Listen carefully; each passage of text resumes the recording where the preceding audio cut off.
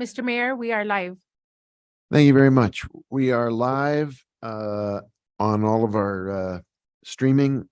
We are ready to begin the regular meeting of the governing body of the great city of Santa Fe, September 27. It is currently 5:05, and we'll begin with the Pledge of Allegiance, led by Councilor Romero Worth, a salute to the New Mexico flag, led by Councilor Lee Garcia, and then invocation and remembrances led by Councilor Chavez. If you'd please rise as you are able. I pledge allegiance to the flag of the United States of America. I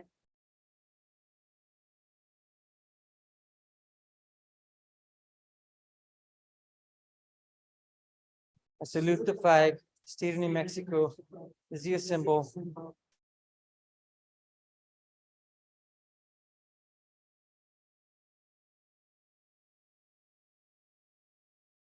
This evening, I want to focus on empathy. The Santa Fe High School community lost a student yesterday.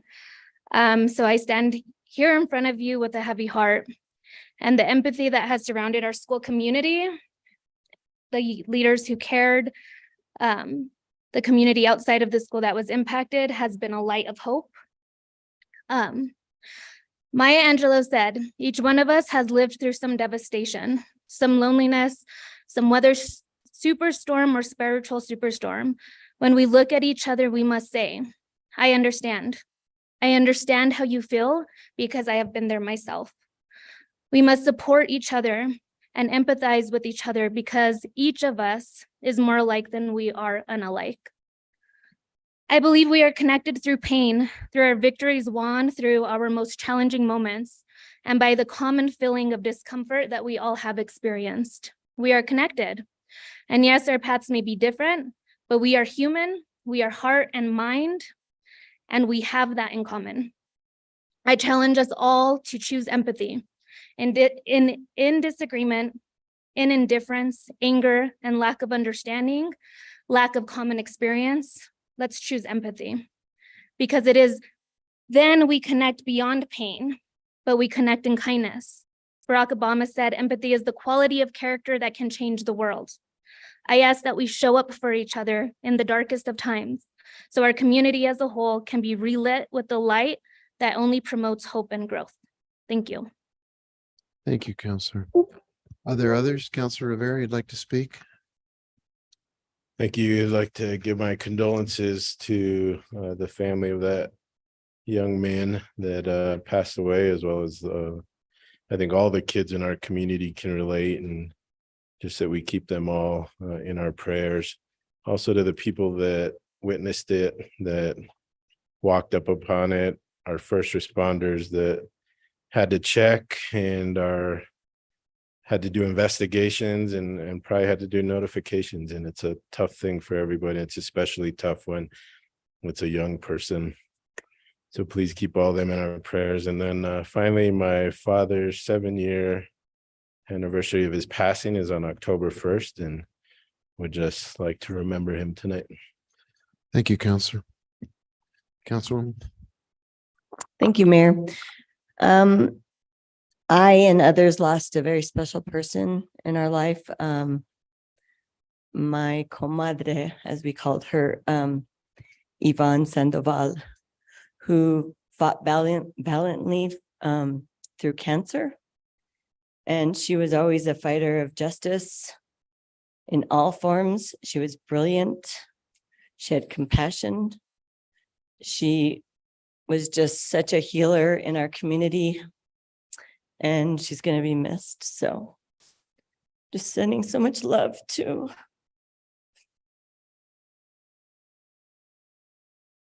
all of the people she touched.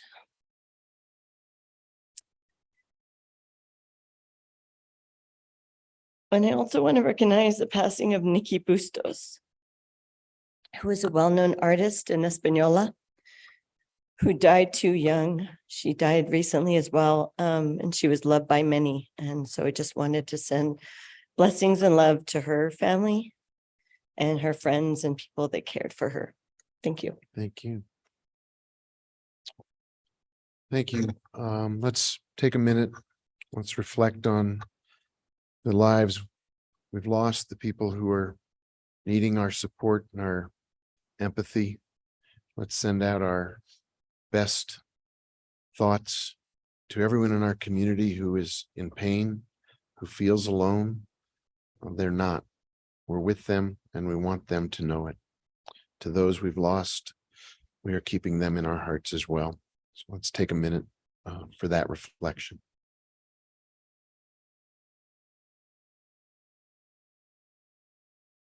Thank you, everybody.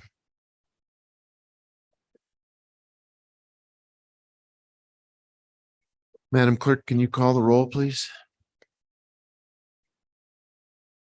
Yes, Mayor. Counselor Cassett, Here.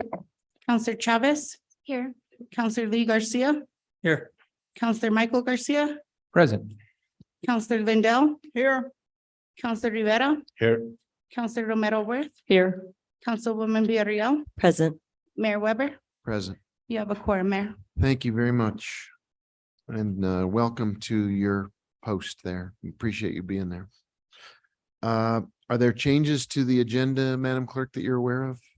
Is anything moved off of it that we weren't alerted to? No? Nothing was moved off. Thank you. Can I get a motion to approve the agenda? Point of information. Yep. You want me to go? Okay.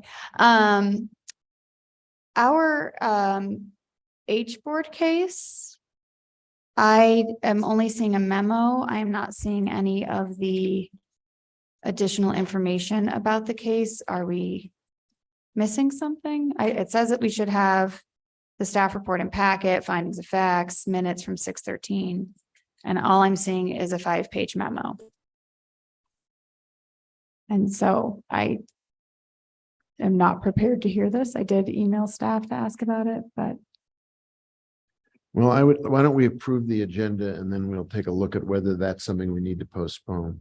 Because I don't want to act without having first approved the agenda. Except that if the packet material isn't there, we shouldn't hear it. Well, when we get to it, we can have somebody come speak to us about that. Well, the packet material is not here. Okay? Should, Mr. Mayor, I think that if it is something that we may not hear, this is something that's going to go after 7 o'clock, which people will stick around for. right. So I Yep. think we need to find out what's going on here. I don't see anyone in the audience from our land use team. So I think, And I do believe they were made aware of this earlier today. I did send an email out. I didn't hear back. oh, okay. Give it a phone call. Would you like to come give us a insight into the absence of material on this case? Thank you. You may have to hit the microphone button there. Good evening, Mr. Mayor and members of the governing body. I will find out what's going on with this packet. It was my understanding that I had loaded this up. So let me go back to my office and see if what the exact reason is that the complete packet was not included. Well, the point is from my colleagues that without the opportunity to look at that material ahead of time, it's pretty difficult to come to any kind of a reasonable conclusion. So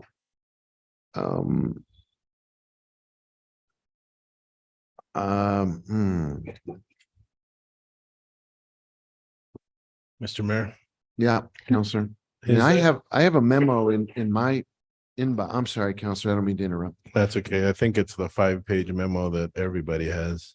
Correct. Yeah, there's a memo and then it says that there should be attachments for the H board minutes from June 13th. There should be findings of fact and conclusions of law, and there should be the H board staff report and packet, none of which is attached to the 5-page memo.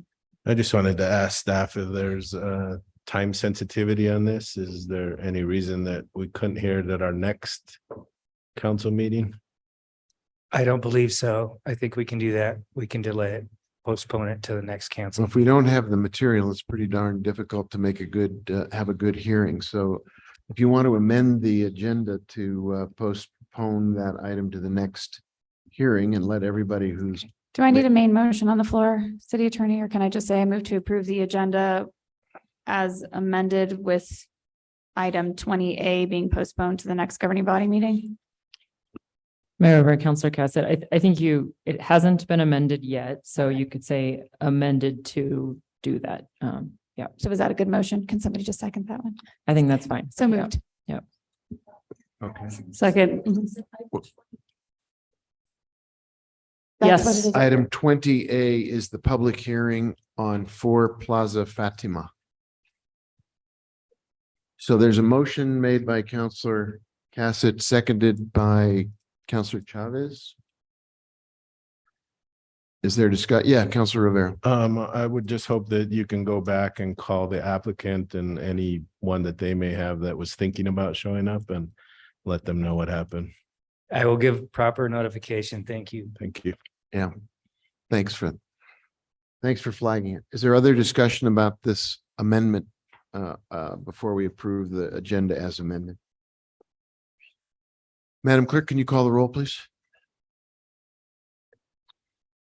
Yes, Mayor. Counselor Travis, Yes. Counselor Lee Garcia, Yes. Counselor Michael Garcia, Yes. Counselor Lindell, Yes. Counselor Rivera, Yes. Counselor Romero Worth, Yes. Councilwoman Villarreal, Yes. Counselor Cassett, Yes. Mayor Weber, Yes, motion pass. thank you. Now, I believe there's one item that's been taken off of consent. Is that correct, Madam Clerk? Yes, item 9W was removed for discussion by Counselor Michael Garcia. Okay. Are there any other items removed? No, Mayor. In that case, can I get a motion to approve the consent agenda as amended? So moved. Second. There's a motion and a second. Is there discussion? Please, Madam Clerk, call the roll on that motion. Counselor Lee Garcia, Yes. Counselor Michael Garcia, Yes. Counselor Lindell, Yes. Counselor Rivera, Yes. Counselor Romero Worth, Yes. Councilwoman Villarreal, Yes. Counselor Cassett, Yes. Counselor Chavez, Yes. Mayor Weber, Yes, motion passed. thank you. In that case, Madam Clerk, take us to 8A, please.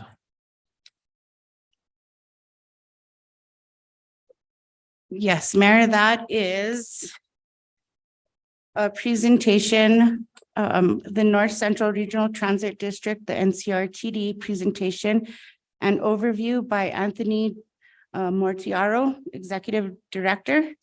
And I am going to try to locate his presentation. One moment.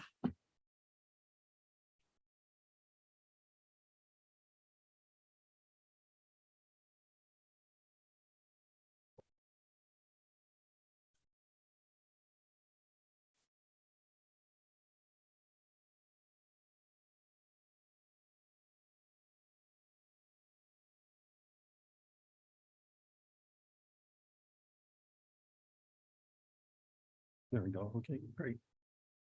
Well, I did send my presentation in advance, somewhere it didn't quite make it through, so part of it included photos of some of the projects I was going to talk. You may have to lift the mic up. You may either have to bend over or pick it up, but it's not picking you up. All right, is it now? I think you can actually lift the whole, there you go.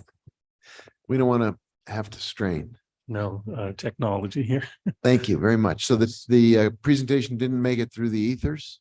It appears it did not. It is in the packets, Mayor. Okay, well, I'm gonna go ahead and proceed. We won't be able to show the slides to the audience, but I'll try my best to describe it as I'm talking about it. Okay, thank you. And, I do want to thank you for allowing us to come here today and provide a presentation. Our chair, Dennis Tim Salazar, was not able to make it today. He had a death in his family, so he won't be present this evening. With me is Rick LeMay. He is our marketing and communications manager. And I do want to recognize Counselor Lee Garcia.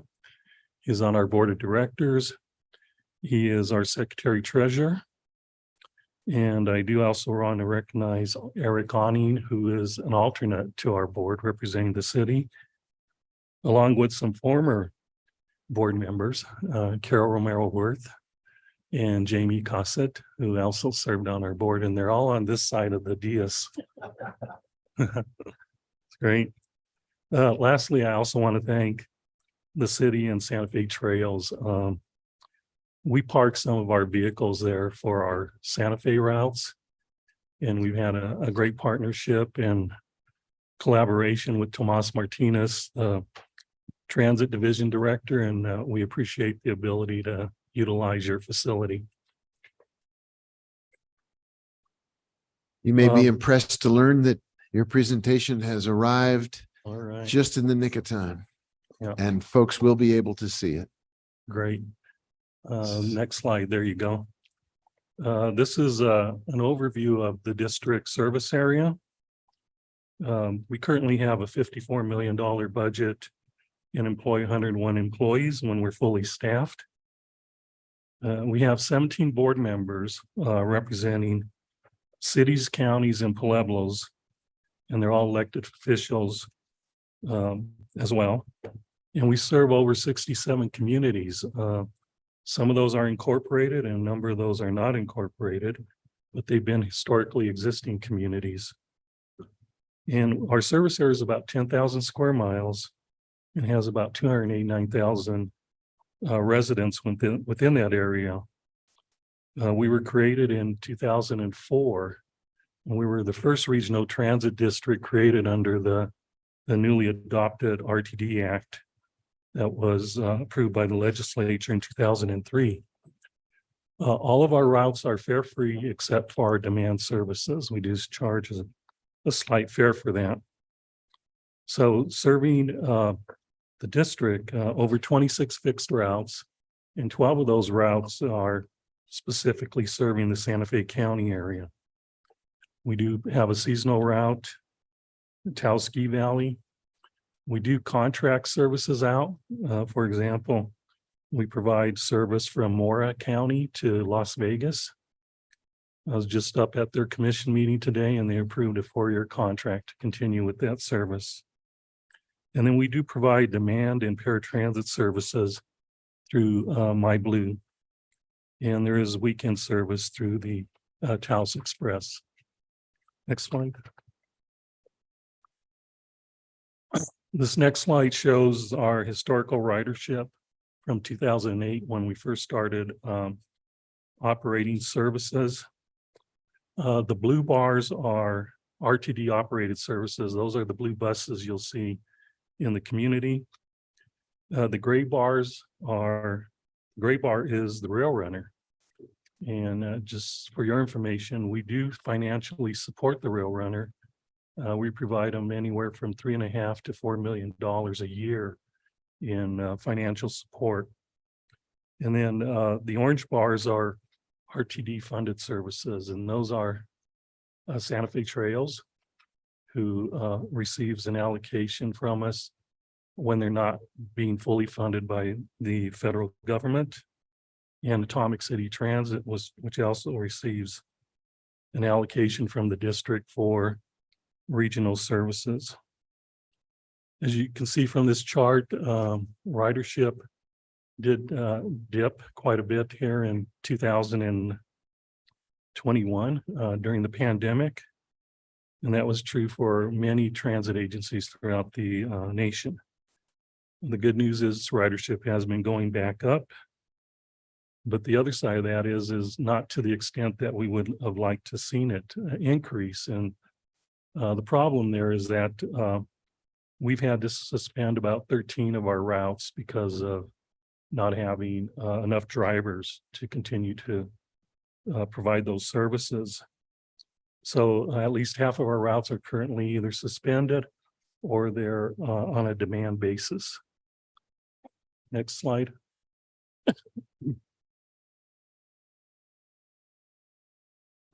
This is route status here in the Santa Fe area.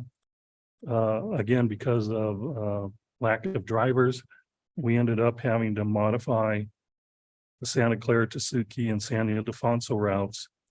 And those come mainly into the Santa Fe area. And we ended up combining those. So it's one combined route at this point in time. La Cienega in the county is on a demand basis, and our Turquoise Trail, which services 599 and the county facilities in that area, and also serve Madrid, has been modified, and we don't go to Madrid during this time period. Next slide.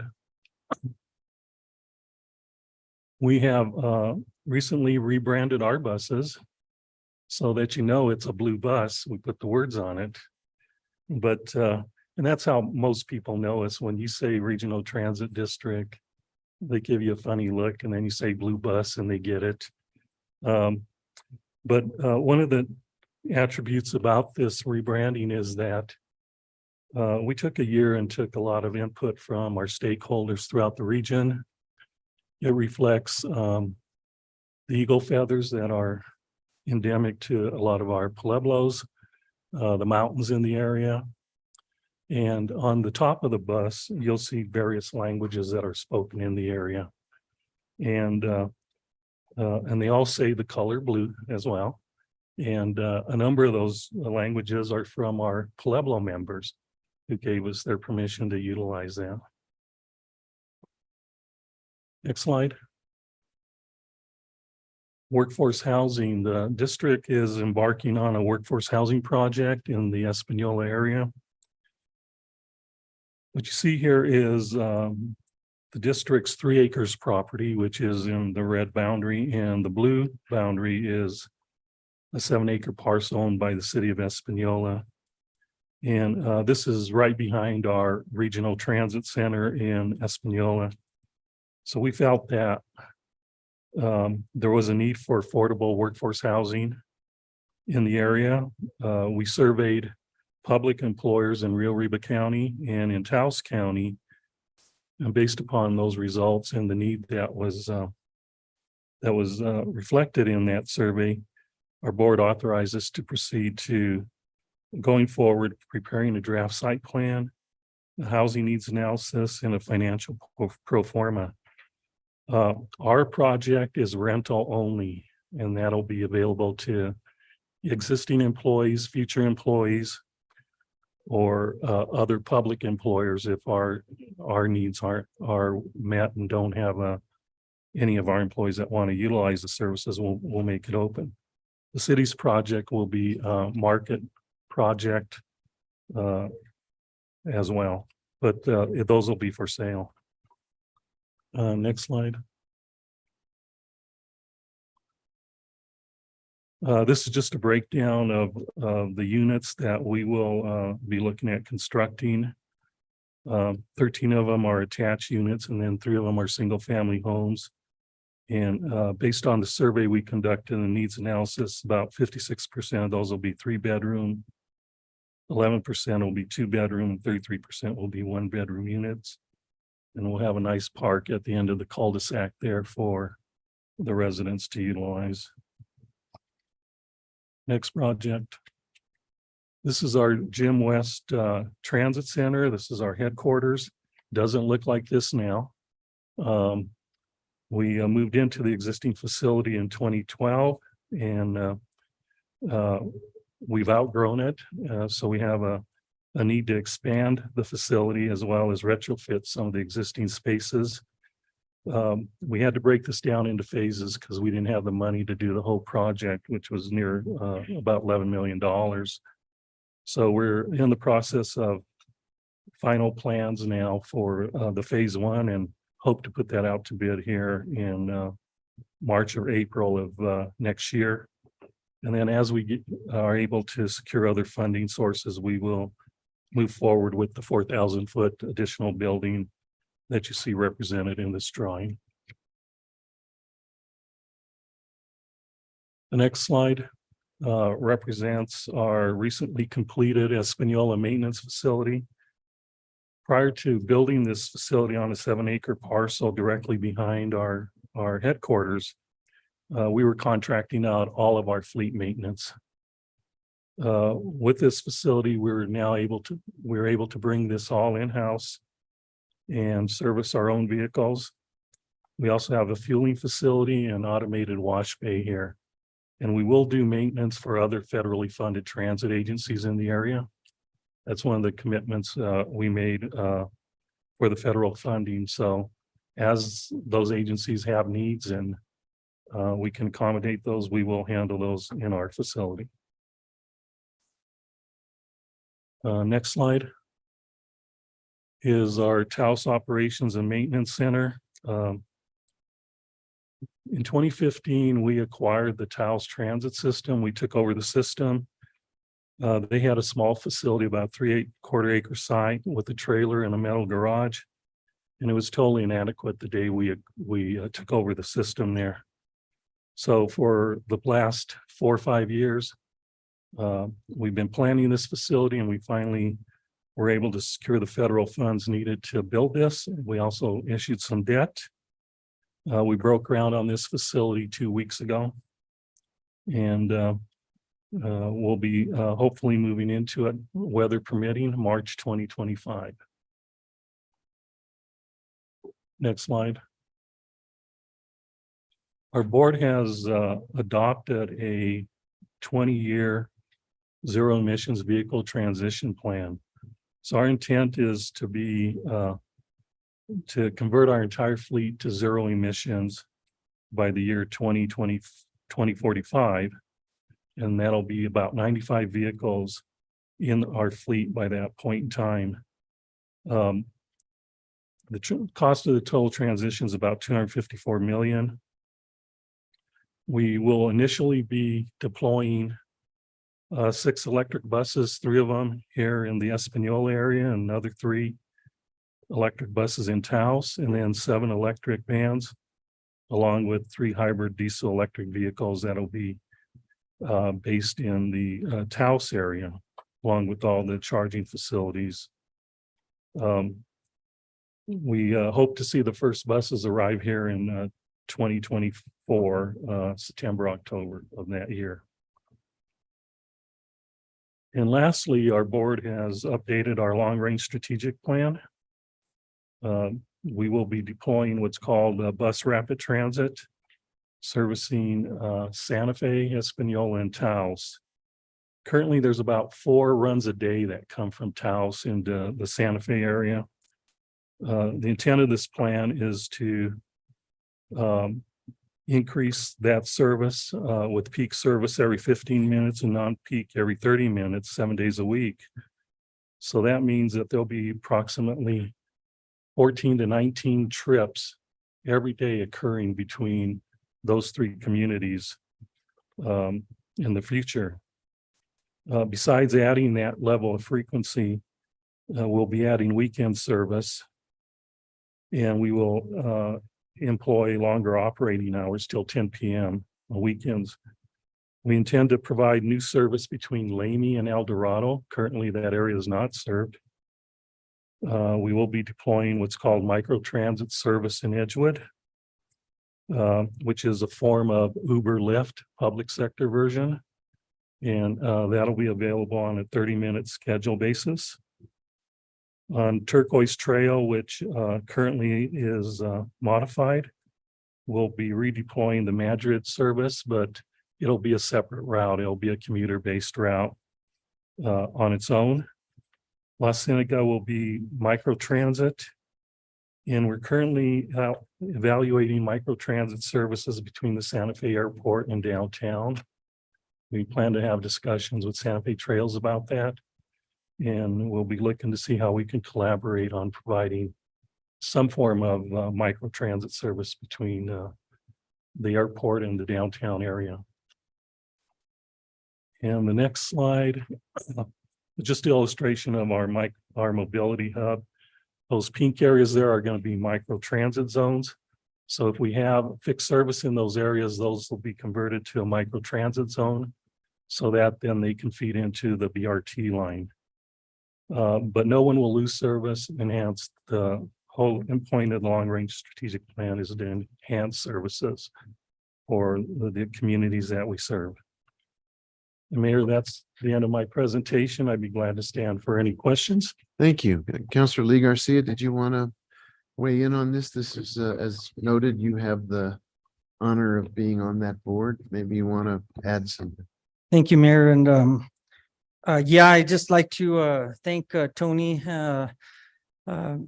and the Board of Directors. I think we failed to mention that Elizabeth is also our stenographer for that, so we see each other there as well. We often talk about this and we say that it's such a pleasure to be on the board because Tony and the board, everybody does a great job making sure things are streamlined. Everything is discussed, and it just it is a pleasure to drive down to my hometown in Espanola too, to kind of just look at the beautiful scenery as you're just driving down the hill.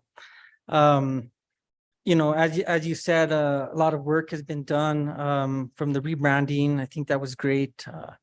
Electric buses, working towards sustainability projects and things of that nature. And for the most part, you know, we have a very diverse group of people because from Edgewood, Taos, you know, our Native American brothers and sisters that sit on the board as well. We have a lot of great collaboration with them because I think that this service, not, you know, while it's great to get up to the ski valley, it's really, really vital for a lot of people who live in the rural areas that need transit to get into the urban areas for doctor's appointments or even just shopping for their essentials. So basically wanted to give you a shout out and I enjoy being on the board and continue working with you guys. So thank you so much. Thank you. Thank you, Counselor. Are there questions from the governing body? Counselor Cassett, you have the floor. Thank you so much, Mayor. Thank you, Tony, for being here. It's really lovely to see you again. One, I'm really excited to hear about the micro transit, and we'll be really curious to see how this plays out and what are the lessons that you learn. I know that is something that is really being discussed widely, as well as the bus rapid transit system. So you guys are doing some very important things. I was curious about Los Alamos when I'm thinking about common commuter lines in northern New Mexico. And of course, a lot of people are commuting to Los Alamos from the surrounding communities.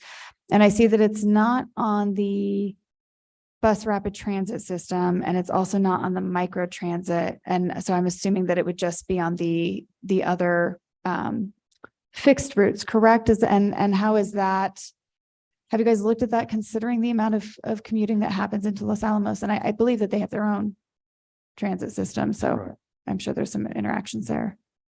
Mayor, Counselor, we do provide a midday service from Espanola to the National Laboratory. It only runs during midday, and currently it's suspended as well because of lack of drivers. But you might recall in 2019, the lab was talking about expanding its workforce, its mission, and they were talking about building a road from White Rock, I think, all the way down to 599.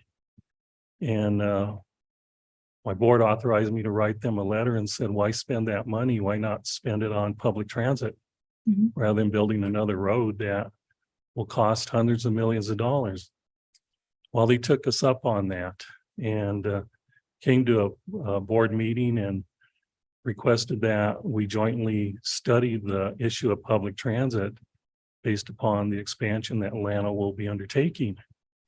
So last year, we completed a phase 1 study with Llano and New Mexico DOT and Los Alamos County to look at the existing transit needs and what future needs would be there. And based on that, to Llano's credit, they hired a transit director. So they put some money into some people that would seriously look at how to get people out of their cars and commuting up to the lab using either public transit or lab provided buses. So we then moved on to phase two, and phase two is the implementation plan, and we're just finishing that up at this point in time. Llano has also rolled out some pilot projects. I don't know if you ever go by the Casino of Gold, there's a parking lot back there, and that is now fenced, and that's for Llano employees. And Llano sends a charter bus down there and picks them up and takes them up to the lab. So they're deploying a few of those charter services. One of the other things they're doing is they're recreating their internal lab transit system. They call it a taxi system now, but it's going to be a bus system. So they're redoing that. And the other thing is they've indicated they're not building any more parking lots on lab property. You know, they only got so much land. And if you use it up for parking, you're not going to be able to expand your mission and the buildings that you need.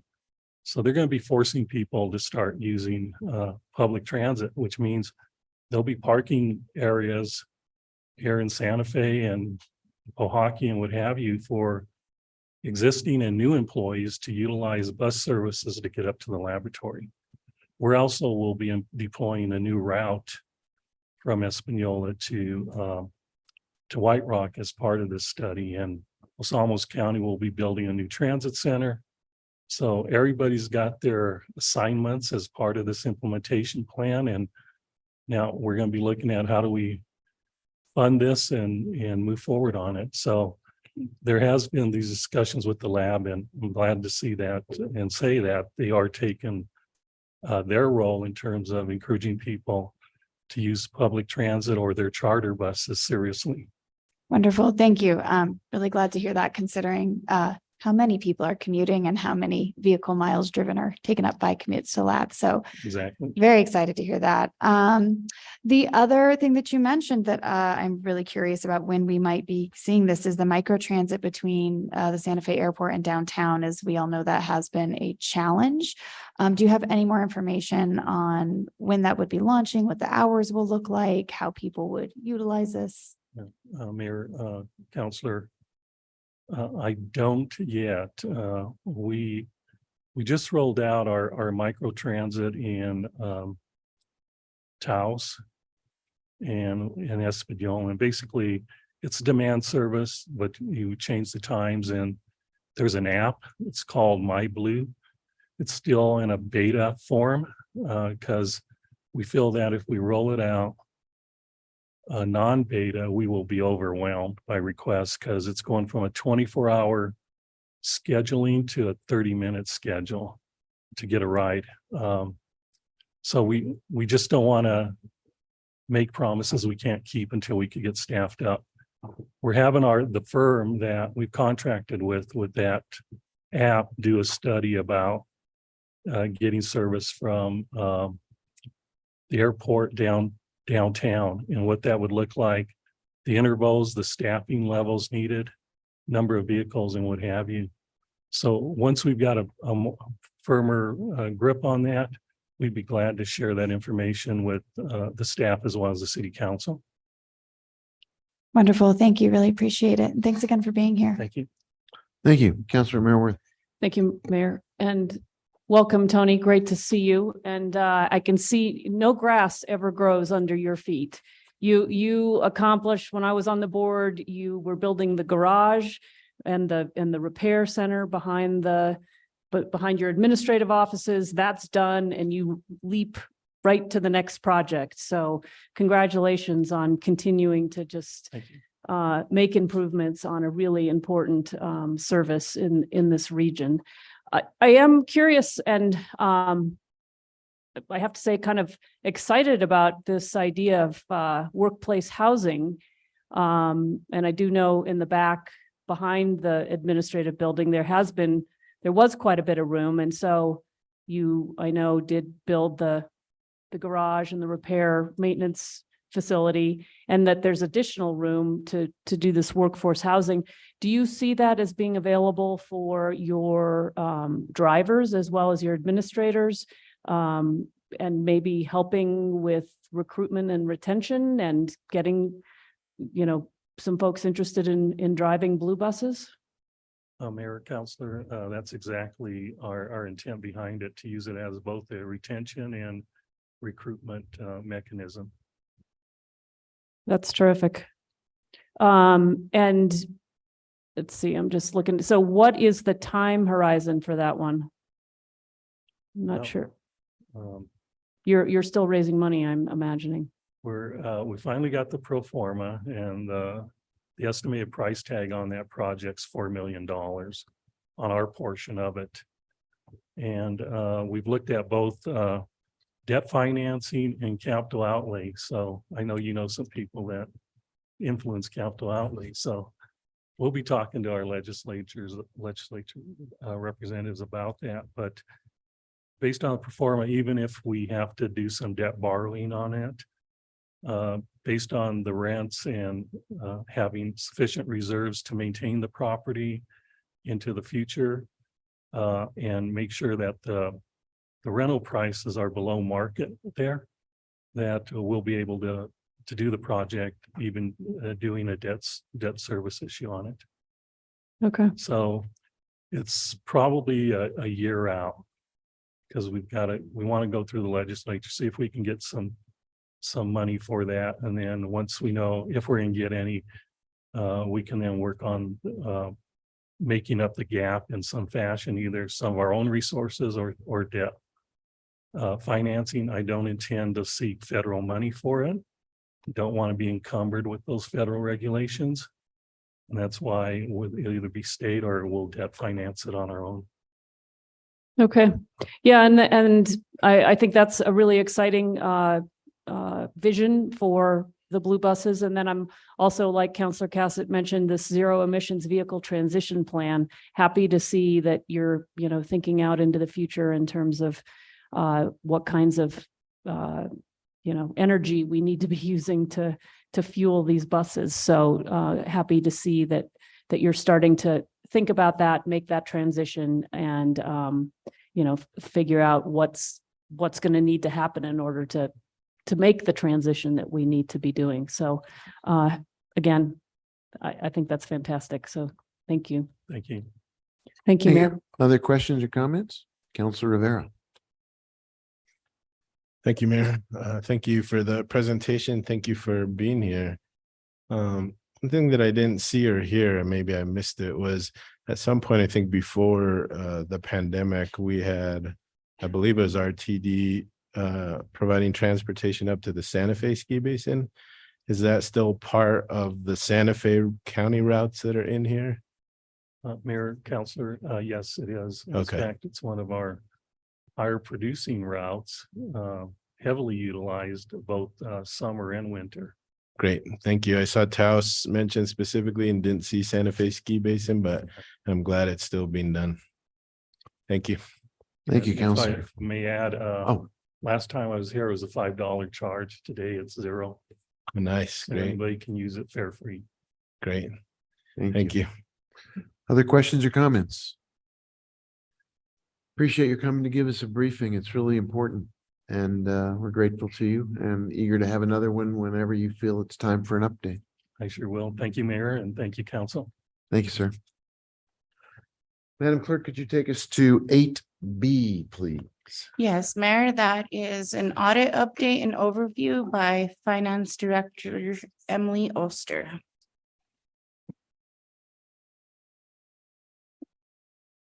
Good evening, members of the governing body. I am a different height than your previous speaker, so I am adjusting the mic.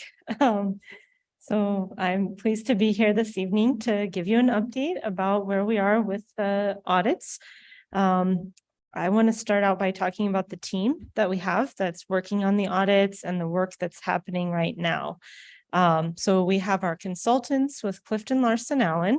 We have our auditors with Carr Riggs Ingram, And then, of course, we have the finance team and all city departments. So this is really a collaborative effort that takes a lot of effort from a lot of different people.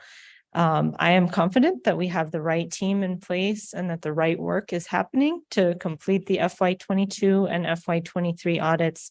It is taking time to get caught up, and I am confident that we will get there. We are meeting with Clifton Larson Allen, city staff and Clifton Larson Allen once a week at least on Mondays at 8:30. Oftentimes we meet more than that, sometimes daily. With Carr Riggs Ingram, the external auditor, we meet with them and with CLA every week on Tuesdays at 2 p.m. We correspond with them often as well, often at least once a day about various things that are coming up on the audits. We have some key positions that have been filled in the last year since I joined the team here at the city of Santa Fe. That includes the finance director, my role, our grants manager, Cheryl James, who is phenomenal, our chief purchasing officer, Travis Dutton-Leda, who is a wealth of knowledge of purchasing, our controller, Josie Bolden, who brings a massive amount of experience with Munis, knowledge of the system, and knowledge of accounting rules and regulations. And I'm pleased to say that we have a chief accounting officer hire in the pipeline, and I hope to be onboarding that position in November. So that's good news from the staffing perspective. Based on all of the positions that we have in the pipeline for recruitment, I am hopeful that finance will have its lowest vacancy rate since I've been with the city in the month of October. The high was in the month of July. We had 19 vacancies, and I have my fingers crossed. If everything goes according to plan and no one declines our offers, we'll get that down to 10 vacancies in the month of October. So, it's a goal. People do decline, but even if we get half of those candidates, we might be at 12 or 13. So best case scenario, and what I'm shooting for is that we end the month of October with 10 vacancies, which is about a 17% vacancy rate. So that's not everywhere that we need to go. We still have vacancies that we'll continue to recruit for, but that would be exceptional progress, in my opinion, from July to October to fill 9 positions. So we're working very hard on the recruitment front, and we are filling key positions, and we're working hard to retain the folks that we're bringing in those key positions, as well as our team members that have been with the city for a longer amount of time and have very valuable institutional knowledge. We also have great support and cooperation from city departments. As I mentioned, completing the audit takes effort, takes time, takes input and hard work from all city departments. So our partners in city government have been exceptional. When I reach out or someone from the team reaches out and says, help, we need this, everybody responds right away. So I want to make sure to give a shout out. The city is really all on the same page about the fact that these audits need to get done as soon as possible, and everyone is helping out in any way that they can. So I really appreciate that. This is really a team effort and all hands on deck type situation, and we're all working towards the same common goal. We're moving forward as quickly as we possibly can and looking for opportunities to move faster as we go. As you all know, accounting and auditing are very methodical. They're rule driven. If we come across a problem, we have to fix it before we move on to the next step.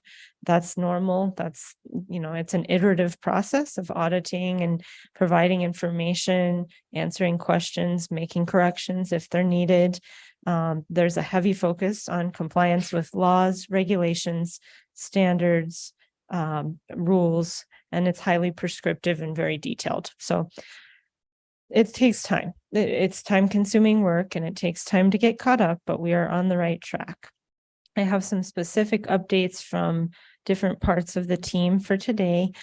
From Carr Riggs Ingram, the external audit, they are currently working on the FY22 capital assets and debt work. So they're reviewing the city's records for capital assets and debt.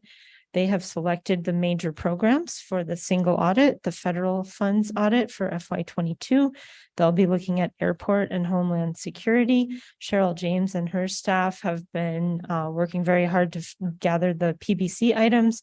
working with staff from emergency management and from airport to gather that documentation that is complete and ready for the auditors. And they have staff scheduled to start reviewing that in October, which is next week. Hard to believe October 1st is this weekend. So they will be focusing next week on pulling samples and performing test work throughout the month of October. On the CLA team, they have primarily completed their work for FY22. The two team leads, Joan and Chris, are assisting me with finalizing a few things that are remaining for FY22 that we need to do in order to have the final trial balance to Carrigs Ingram by the end of this week. Those areas that we're still working on wrapping up this week include some new information that we received today from Carrigs Ingram related to the debt bond premiums. So the bonds that we have outstanding have something called premiums that have to be accounted for in a certain way, making sure that we're presenting that correctly in the financial statements. We need to perform the allocation of interest income from pooled cash to other funds. That's always the last thing that we do. It's fairly straightforward. It's a formula. We just have to have the final information. And then we're researching an unusually high accounts payable balance in one internal service fund, just to make sure that that is correct and there's no adjustment needed there. So I feel good that we're going to be able to wrap those up this week and get that final trial balance over to Carrigs Ingram so that their team will be ready to work with it beginning on Monday. The other team members from Clifton Larson Allen have shifted to working on the FY23 audit prep. That's been underway for quite some time. The Clifton Larson Allen team came on board during FY23, and they've been working on FY23 throughout the year, as well as helping with 21 and 22. And as I said, with the exception of their two team leads, their other team members are working on the audit prep for FY23. And the reason that they can do that is because that is now going to be the third year with Carrigs Ingram. So we know what to expect. We've seen what they asked for 21 and 22.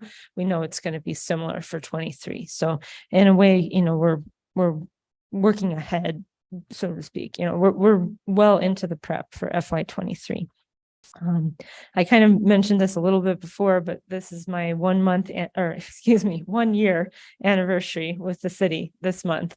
So I've been doing some reflecting back on what have we done over the last 12 months. And I'm proud to say that we have accomplished a lot.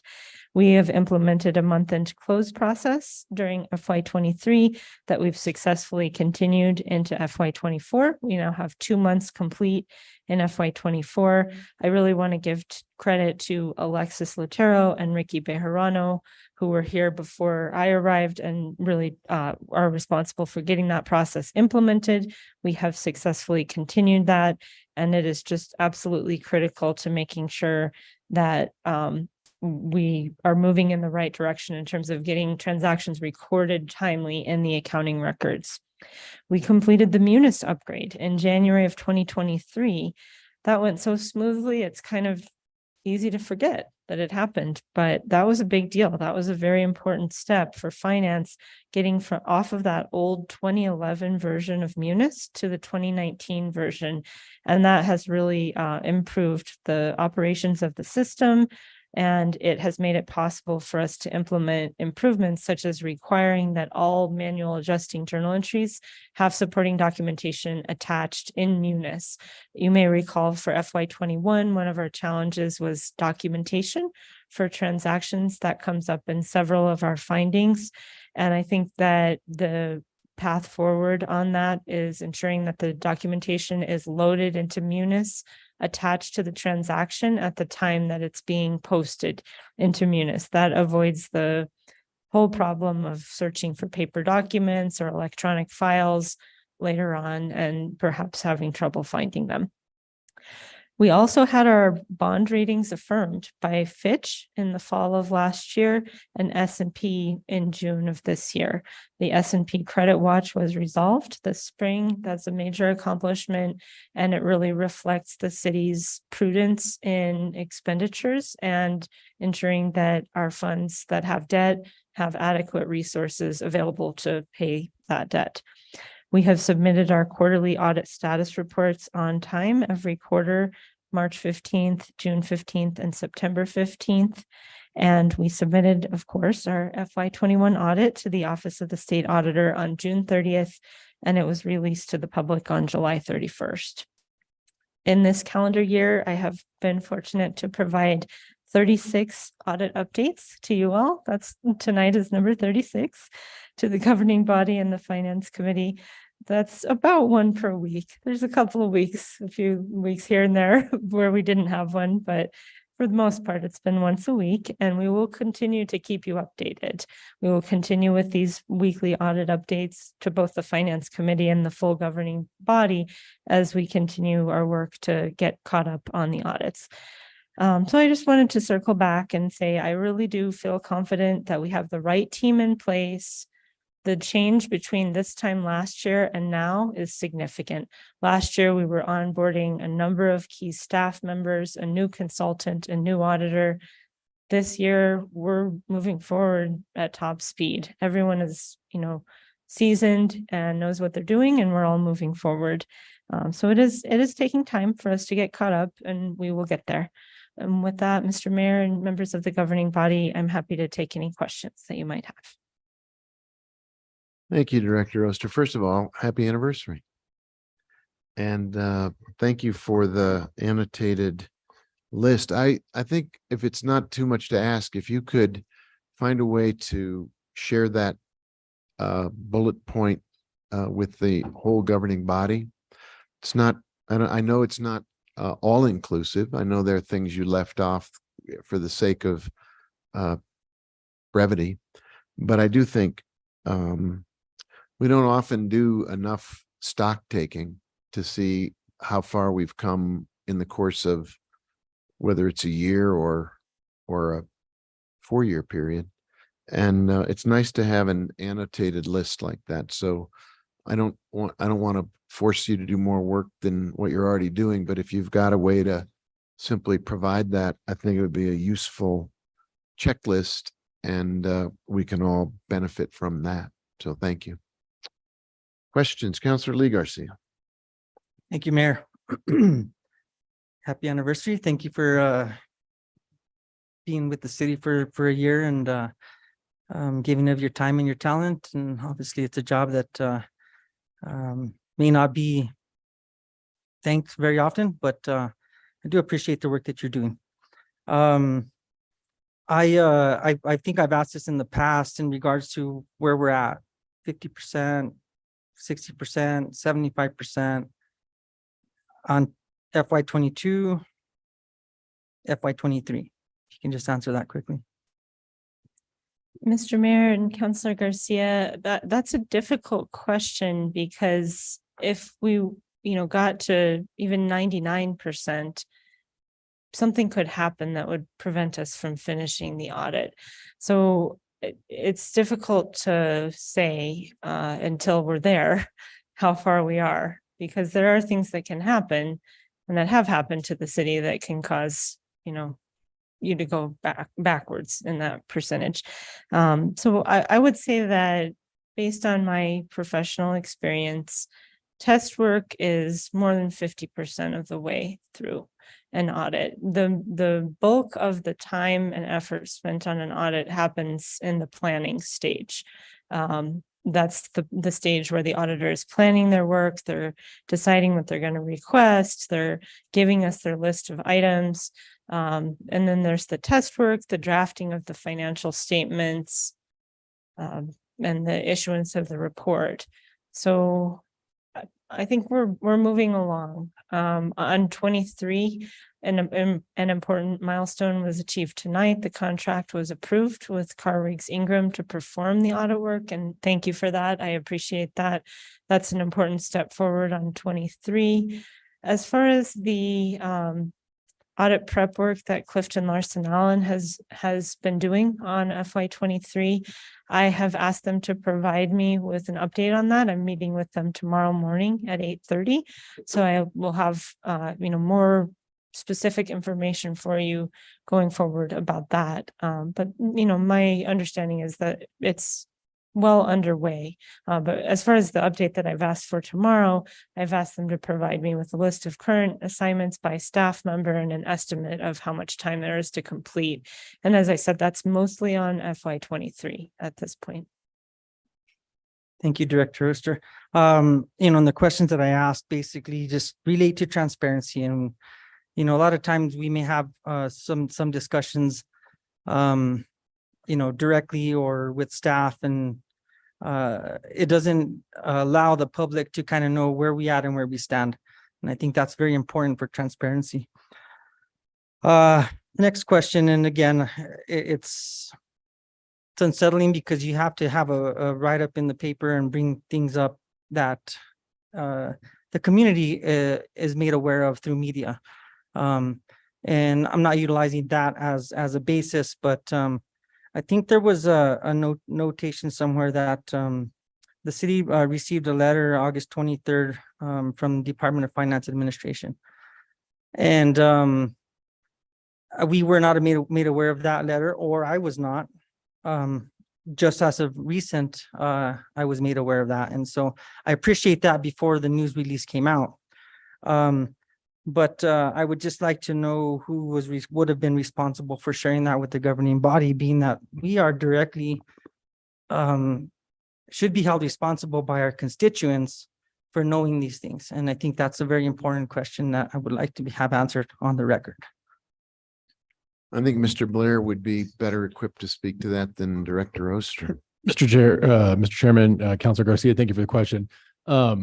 As I explained to you on the phone on Monday night when we spoke, it was my choice that we not share the letter to the governing body when we received it. There are some complicated policy and political and communication issues related to trying to resolve the issue. Director Oster and myself have been working every week to try to find resolutions to gather more information. And I continue to believe that resolving issues related to that letter, that the fewer people who knew that was close hold, the better in terms of it being ultimately ending up in the newspaper. We've had to change strategies with someone sharing the letter with the newspaper. It wasn't us. We'd be curious to know who it was.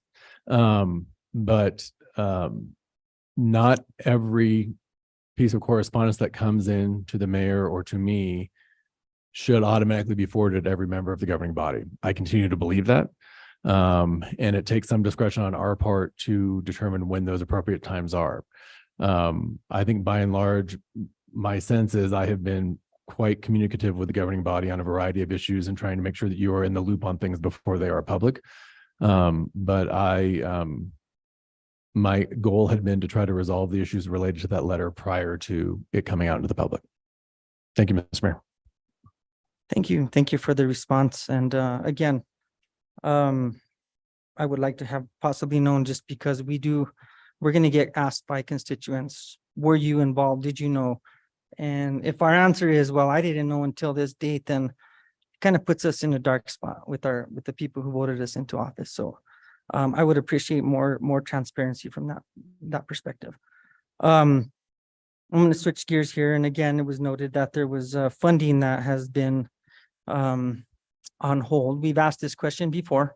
And so in regards to money that we're waiting for from the state or is on hold, I know that there is evidence that is happening or has happened or will happen. So I'd just like to know what the process is on that. And if there's any other potential money that's being withheld because of where we're at with this audit situation.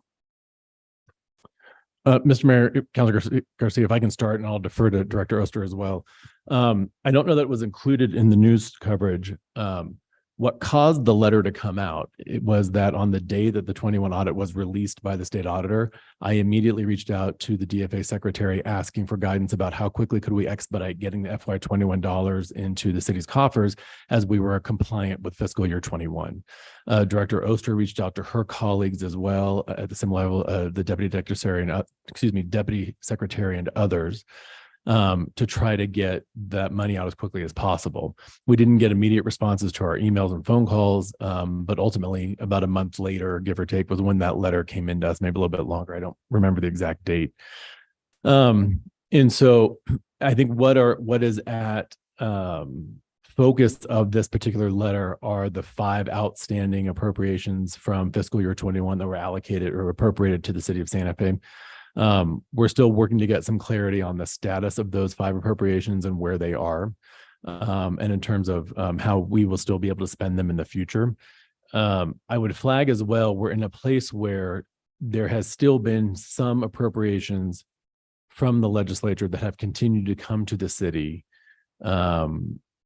in smaller amounts. And in some cases, they are federal dollars that might have come through to the State Department or through to a State Department into the city coffers.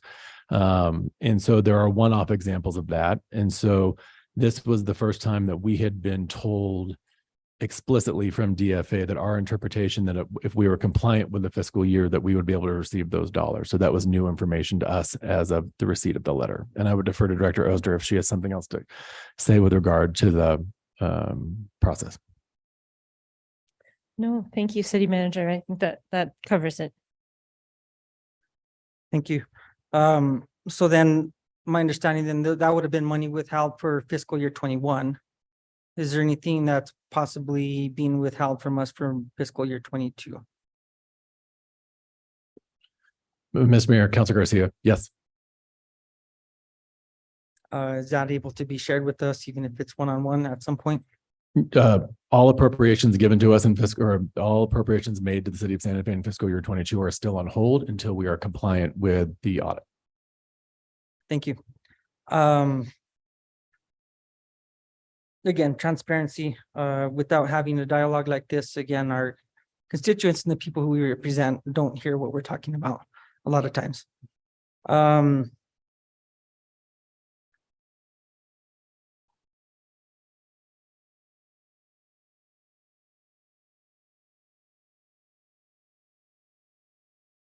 think that more from the perspective of being a community representative or representative of the people of Santa Fe. And I think it's very important that we discuss some of these things, especially in our open meeting, because they're very concerned about this. I'm very concerned about it. Fiscal year 22, fiscal year 23. And I think at many times, we want to, as we're not managers of the city, we're policymakers, and we approve budgets and appropriate money. And a lot of times people want us to be the managers, and we're not. And so I think at some point, I would like to know where and how do we, when our audits are not turned in and done on time, what is our direction from either the city charter or the chain of command to correct these issues as policymakers? And I think, you know, maybe that comes from the city attorney because under your direction of what we're allowed to do, I think we all need to know up here sitting on this docket what our responsibility is as legislators of the city. I guess the question is directed to City Attorney McSherry. Mayor, Councilor Garcia, so you're asking what your responsibility is in relation to the letter? Is that the question? No, I think that at some point it becomes the responsibility of this governing body to either approve or disapprove the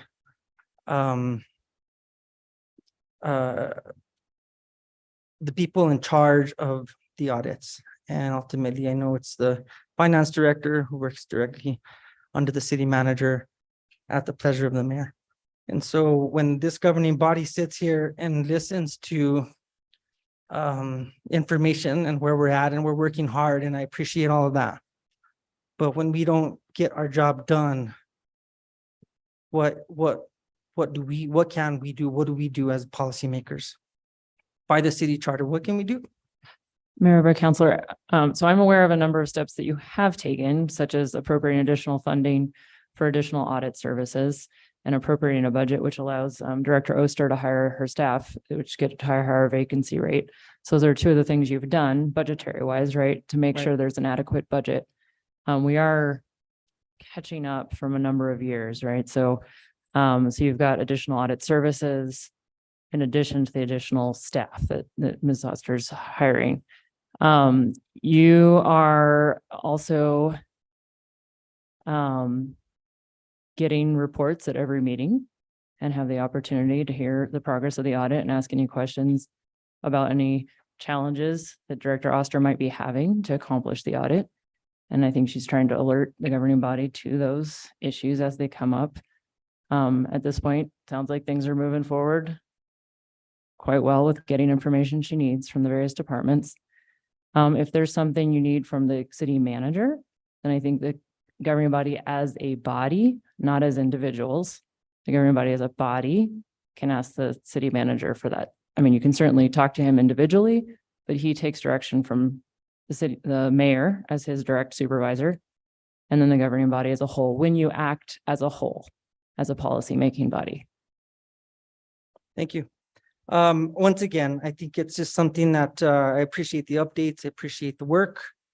I think at some point the buck stops with somebody, and that is our leaders. And we are the people that must hold our leaders accountable, just like our voters do to us. That's the last thing I have to say. I appreciate the update, and I'll yield the floor. Thank you, Councilor. Mr. Mayor, may I just add something? Yes, sir. Okay. Thank you, Councilor Garcia, for the questions. I appreciate it. A couple of things I would add, one of which is there are probably no two people more frustrated that the audits aren't done than Director Oster and myself. And I would tell you that we have fixed the problem. We have extraordinary new finance leadership. We have new policies and procedures in place. We've updated the MUNA system to standardize what we're doing. We've done month-end closes for well over a year now successfully. We're getting better, we're getting faster, we're getting stronger, but it takes some time to get caught up. And, you know, when I want to say it was before the fiscal year 21 audit was turned in, we had multiple members of the media reach out to us and say, why is it taking so long? Not to be pejorative or to be snarky, but literally what are you doing? And I think Director Oster did a really extraordinary job in those instances of explaining why it takes some time. And so we're in this game of catch up and wait. And, you know, at the staff level, when we turned in fiscal year 21, I verbalized to the staff, this is going to get complicated for the community because frankly, when the fiscal year 22 audit is turned in, it will probably make reference to some findings that happened during fiscal year 22 that we've already fixed. And when we announced the 21 was released, we announced we'd fix them. There's going to be some whiplash in time because of the delay that's gone on. And then just from a perspective of sort of why we're here, the buck stops with me. If you have questions or concerns, or if you have suggestions as policymakers of things you think we should be doing differently to get our audits done, we're open to all of those. I meet with many of you on a bi-weekly basis. We have these conversations here with Director Oster. If there's things you think we should be doing differently about our audit, call me, text me. We are happy to have those conversations. And then the final thing that I would just sort of add is, you know, we, as part of the work that we've been doing, we have to get our audits done. Until that's done, we're going to get scrutiny, period. End of story. We get that. Part of the policy work that we've been reaching out to at the state leadership level is that while Susana Martinez was governor, she issued an executive order that said, if you don't have your audits done, you can't get your capital outlay. And I think at the time, the goal of that executive order was to be an encouragement to say, this will help everybody get their audits done. And our argument has been that that hasn't proven to be the case. the city of Santa Fe not being able to spend $1.8 million for Midtown, for money for our homebound food program, for money for TR Contenta Trails has zero impact on us getting our audit done faster. The policy that was proposed under the previous governor is punishing the residents of governmental bodies that are having difficulty getting their audits done. Santa Fe is not alone. We're one of, I would guess, a handful of municipalities. That's not a great, we're not putting that on the website. But there's a number of acequias. There are a number of water associations. There are a number of small governmental bodies. They too are having difficulty getting auditors, accountants, the people who can do these things. And so withholding their capital outlay doesn't help them anymore either. It is not a productive policy. And part of what we've been hoping to do would be to convince this administration to either consider rescinding the order, as we don't think it's working. It's not helping us at all. If anything, it's causing additional consternation in the community and pulling Director Oster and staff away from just focusing on the audit by every time there's a news story, we have the steady drumbeat, right? If they're not interested in rescinding the executive order, let's update it. We think we have some positive suggestions of what could be done to modify the executive order that would still allow some additional accountability, some additional scrutiny, but allow those capital outlay dollars to go to the communities where they were appropriated in the first place. So it's we get the frustration. We have to get the audits done. And I would ask, and I'd be hopeful that both those who are watching and listening right now, and those who are the grass tops who are speaking on behalf of the city would focus on the extraordinary things we've done to get caught up, recognizing it's not, oh, we have a new finance director, we'll turn them all in next week. It just takes time. And I recognize that's a significant amount of patience, and it's potential that the city's patience bank with us right now isn't very full, but we are absolutely, without question, on the right track with our finance department, with getting our audits done. It's just going to take some more time. Thank you, Mr. Mayor. Thank you. Councilor Garcia, another comment? I appreciate the response, and I think that executive orders, accountability. We are one of the largest cities in New Mexico, and so acequias and other small municipalities. I mean, I get it. I said in committee yesterday, I know you're human. I know you don't have a magic wand, but I do think that we do need to work harder, and we need to get there. And we owe it to our community, and we owe it to our constituents to get this done, because again, there are repercussions for this. And having this conversation in an open meeting is, I think, the right place for it.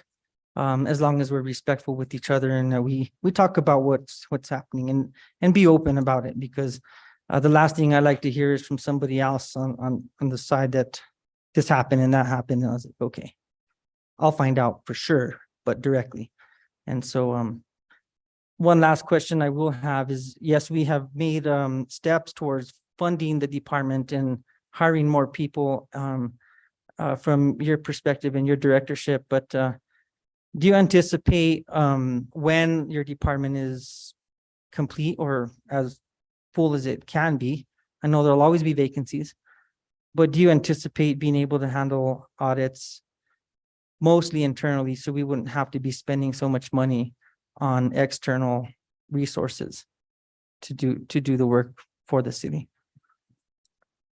Mr. Mayor and councilors, that's the goal, absolutely, is to reduce our reliance on contractors. I am not sure if the current level of positions that we have in the finance department is enough to take that on completely. I can say that during this period where we're trying to move forward with getting caught up as quickly as possible, having the additional bandwidth that contract support brings is essential. It's absolutely critical. I really look forward to being in a place where we're caught up and we're fully staffed, or as close as we can be, and I can really make an assessment of, how we move forward from there. But certainly, I think, steps to get there, we need to get caught up. We need the contractors in order to help us do that. and we need to fill our positions, and all of those things are happening. Thank you. No more questions, Mr. Mayor. Thank you. Counselor Merriworth? Thank you, Mayor. And completely agree with Counselor Lee Garcia. We need to get this done. And I think we all feel that. We all will be very happy when this is behind us. Because it is, we're having to be very patient, and it's really hard to be patient, and we want to make it go faster. And it's just work that takes time, as Director Oster, you've said. I want to say I do really appreciate the list that you provided, and I tried to take notes, and it's, many of these things we've heard before, but I think we forget sometimes, like, again, the Munis upgrade, like, we don't feel the Munis upgrade up here. So, but I understand how critical that software was and how it will help us going forward, because we're going to be able to build out more components to that software. And that's going to continue to keep us moving forward, easing the burden of the work that your department does. And so I thank you for reminding us of the Munis upgrade. I also thank you for your willingness to stand in front of us week after week and tell us what's happening in sometimes great detail. And it's, this is not exciting stuff, right? It's not like and sometimes it's even hard to understand. Not every finance director, I think, would stand in front of us and go through these things and take the questions that you do, and do so with competence and just coolness. So I thank you for that continued demeanor and presence and just plodding forward in something that's really hard. So thank you for taking on something that was really hard. There's been a couple times mentioned this month-end close process. And I think absolutely that has been a game changer for us. But there's also something that I don't think you have mentioned tonight, and that's the year-end close. And I'd like you just briefly to talk about that. When did we do our first year-end close? And we were able to do that because we had been doing the month-end closes, and how important that year-end close is in terms of kind of jumpstarting us for the work you need to do to get an audit done. And so maybe you could just, you haven't talked about it tonight, and I do think you should add it to your list, because the month-end close leads us to a year-end close, and those two things are really game-changing for the city. Mr. Mayor and councilors, that's absolutely true. The month-end close feeds into the year-end close. And the first time that the city did a year-end close in the Munis system was in the summer of 2022. They were trying to close the fiscal year 2021 in the system. And when that close happened, there were over 30,000 transactions that had to be reviewed, and decisions had to be made. They had to be resolved before the month-end close process could move forward. This year, when we got to the month-end close, because we instituted a process where we started notifying folks about deadlines and when we needed to be doing what, for example, when we could no longer accept new purchase orders for FY23, when we needed to pay our outstanding invoices for FY23, dates and deadlines. We published a memo on that in March. And so we started that work of preparing for year-end close this year. Prior to that, February, we started drafting that memo. It was published in March. And as a result, when we reached the actual close at June 30th, going into July 1st, we had very few transactions. In the beginning of the month of June, we were down to 3,000. We whittled that away. And the reason we were able to do that was because we were reviewing transactions on a monthly basis. We were keeping on top of things. We were establishing that routine and that discipline as a city that transactions needed to be recorded in Munis in the month that they happened. And, prioritizing that work, working together to adhere to the month-end close, the month-end close schedule, which allowed us to get to the year end with very few items that had to be resolved, exponentially fewer than the prior year. Yeah, and I think I also think it's wonderful that you gave a shout out to Alexis Otero and Ricky Bejarano when he was here, because they are the people who really insisted and put in place the capacity, the process by which we could institute those very important things. And I think it's also, this is a great example of why going forward is going to be easier, and why going forward, once we have these things in place and we get in the habit of doing them and everybody knows what's expected of them, that's going to put us in a game-changing position going forward. At least from where I sit, I assume you would agree. Mr. Mayor and Councillor Merriworth, it is absolutely. It's a huge step forward in the modernization of the city's accounting practices. And I guess my last question is, I want to talk about this executive order a little bit. And so this question may be for the city manager. It's my understanding that there's also some questions about how you interpret the executive order, which what does it mean to be caught up with your audits? So does it mean that for us, to be caught up, we have one late audit in our current standing, and that's FY22. We have one that's due soon, the end of the year, FY23, but there's only one outstanding that's late at the moment. And so I think there's been this question of, well, when we turned in FY21, did that mean we were compliant for that year and then compliant with the executive order so that we could get that appropriation? And I think that's what you've been working with the state to understand. How are they interpreting that executive order?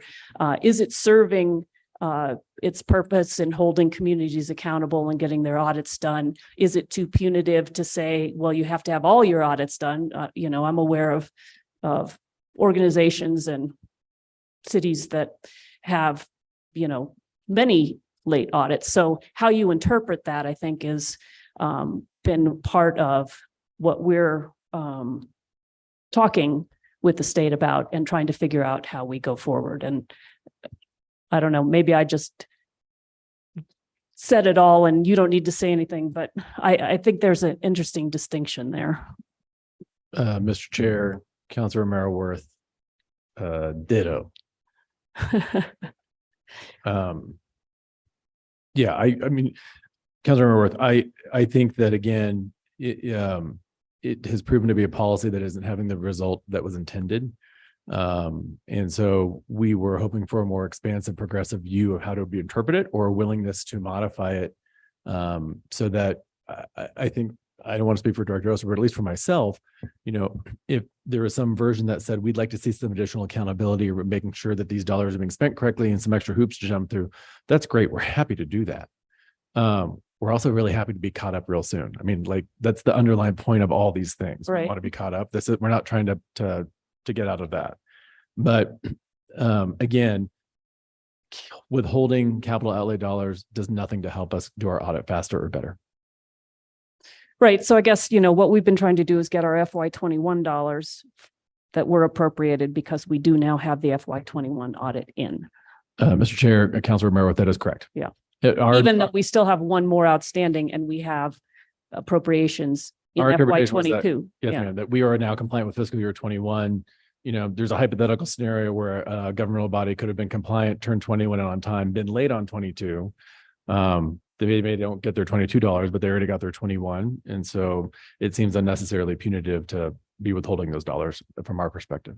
Right. And I guess we're trying to understand the executive order, how it's interpreted, how the state is interpreting it, and what do we need to do to be in compliance. So anyway, back to you, Director Oster. Thank you for being here tonight. Thank you for the detail in your presentation. I think it's very helpful, and just keep on trucking.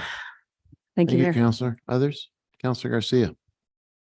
Thank you, Mr. Mayor. Thank you, Director Oster, for not only tonight's presentation, but the update you gave us last night during the Public Utilities Committee meeting on the request to hire the auditors for the 2023. So really appreciate that.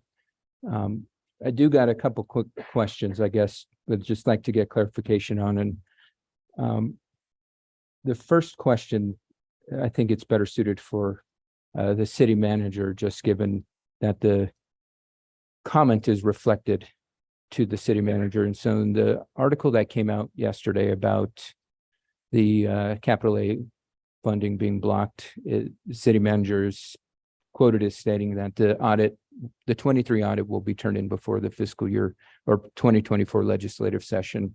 And so City Manager Blair, can you clarify what you meant by that? Do you any clarification in regards to timeframe around the fiscal year 23 audit? Mr. Chair, Councilor Garcia, thank you for the question. That was not a quote I gave for that story, so I don't recall when I made that statement or what the context was around it. And so I can't speak to the specifics of that. But I know that we gave an official statement from me for the story regarding the expediency in which we're trying to get the audit done. That the letter, we gave some information on background of the story with regard to the letter being a result of our outreach to try to get the $21, but I don't remember the context around that particular quote, sir. Okay, thank you for clarifying. And the reason I asked is last night during the Public Works and Utilities Committee meeting, I was trying to get some clarification around when we would get our 23 audit, and given some of the information that was shared with SWAMA board members last week, that the SWAMA audit was anticipated, 22 is anticipated to be turned in on December 4th, and it was not anticipated that the 23 audit would be turned in by the state auditor's deadline. So I was trying to get clarification around the city's timeframe around getting that in, and unfortunately was not able to get the clarification on that. Quick question for Director Oster in regards to the closeouts, the month closeouts, and congratulations for implementing that process. Is part of that process is reconciling the numbers part of the closeout, or can you clarify on how reconciliation plays into that process? Thank you, Mr. Mayor and councilors. That is one of the things that Clifton Larson Allen is currently assisting us with reconciliations. That's part of the audit preparation, making sure that all of the transactions that are reflected in the bank statement were recorded in Munis, for example.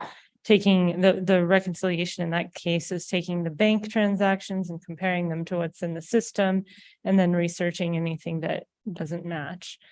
So the reconciliation process has been ongoing. And that's an area where we've been leveraging the contract support to assist. Okay, thank you for that. And for, I guess, the average Joe who's not a finance buff by any means, the closeout process is basically just closing the books. The reconciliation process is making sure the numbers match up after we close the books. Am I understanding that process correctly?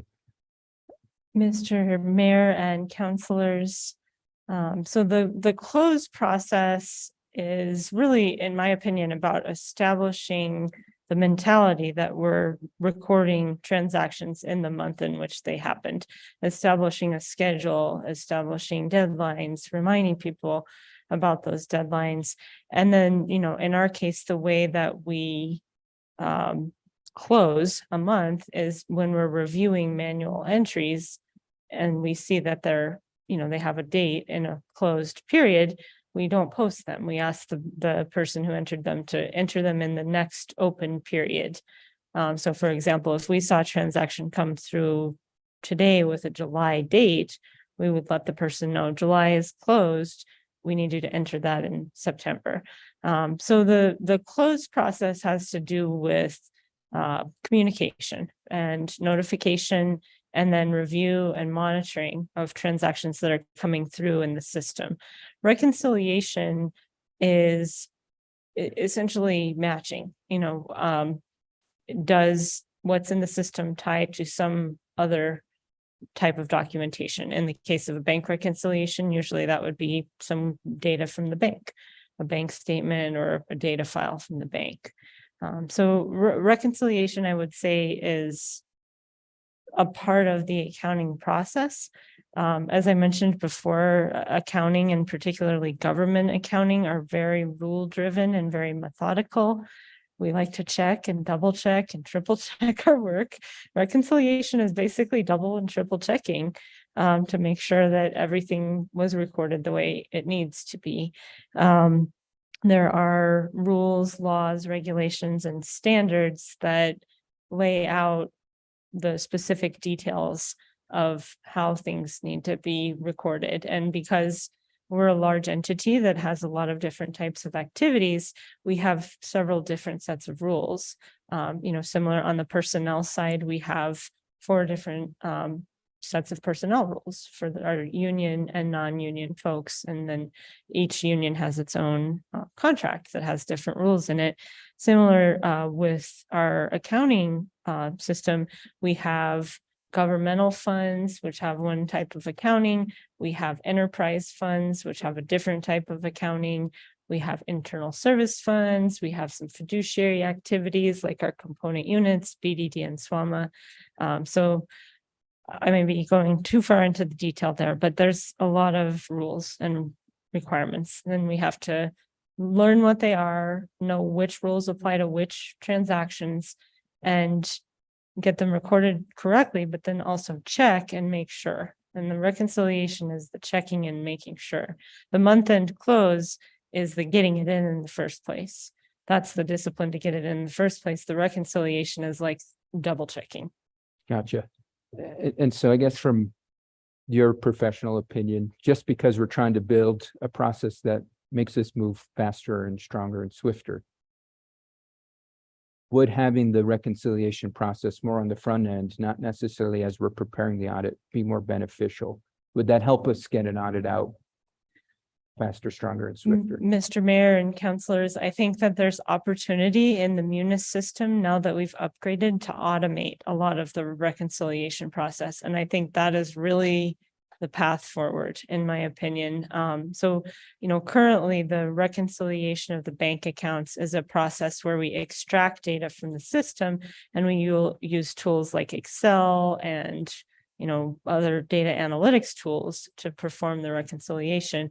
There is functionality in the Munis system that will allow auto reconciliation. And when I worked at the state, which was, a few years after the state implemented the share system, what was really a game changer for us in terms of cash reconciliation was the implementation of that treasury functionality that auto reconciles the bank transactions, auto reconciles the bank transactions to the system.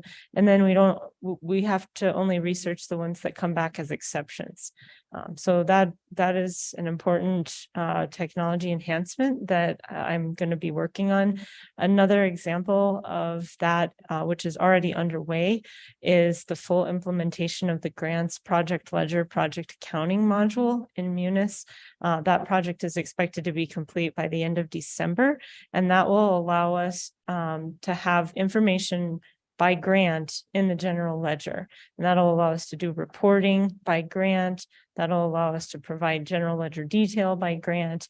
We had that information, but it wasn't linked to the general ledger. So we're creating that link, and that's going to improve our ability to track and report tremendously. And that is very important for federal compliance. So that project was prioritized for the city. It was in the top 5 IT projects for the city post implementation of the Munis upgrade. Coming back around to your question, I think the faster we can reconcile, the better. And the real leap forward that we're going to see is by using technology. Because it can do it so much faster. This is, work that can and should be automated, and it still requires people with professional judgment to monitor the results and research exceptions. So, thank you, Director Oster. I appreciate that. And given the follow-up was going to be, do we have plans to implement it, and you said yes. Do we have a time frame in regards to when we can begin to utilize these functions within Munis to have that auto reconciliation take effect? Grants, project ledger and project accounting is in process now. Like I said, that was prioritized back after the Munis upgrade was complete. And I think that it will help us move forward on many of the findings that were identified in the FY21 audit. So I think that feels like the right decision to me to have that one going first. We also have a capital asset inventory and work order project that's underway. We're working on implementing e-procurement functionality in Munis.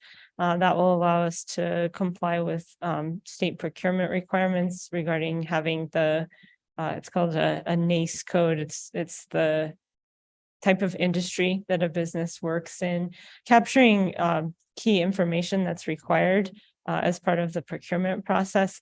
And then the treasury module, I don't have a date on that, but that one is really important to me. That's high on my radar. So I would like to do it within this fiscal year if possible. I recognize that our partners in IT, have other projects as well.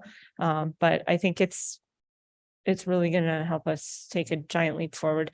And I will say that when we did it at the state, it was a rough 6 months, but we got it done in 6 months. It was painful. I have a lot of gray hair from that time, but we got it done. And now the state's in a much better place. So. Okay, well, thank you. And wish you the best as you begin the process. Hopefully with the city, I don't know if it's going to be after we get through the complications with the late audit and audit that's underway, or the 23 audit, but wish you all the best with that. My next question is more around the fiscal 21 capital outlay projects. And I guess just for more clarification, because I didn't receive the letter from DFA, and just going off of the information provided in the newspaper, where it's recommended that we have a fiscal sponsor to take on these projects so we can take on the finances. And in this instance, they recommended North Central Economic Development District. So what is our next steps? I mean, because this is $3.3 million that is out there. They're saying you can have it, but you've got to go through a different fiscal agent. What are our steps? Are we in contact with North Central Economic Development District to begin fiscal sponsorship with them so we can get these resources out the door? Because as noted earlier, these are very important services. What is our plan of action for this? Let me see if I can help. Because I think this letter and the contents, the background, the context, despite the city manager's best efforts, are still misunderstood.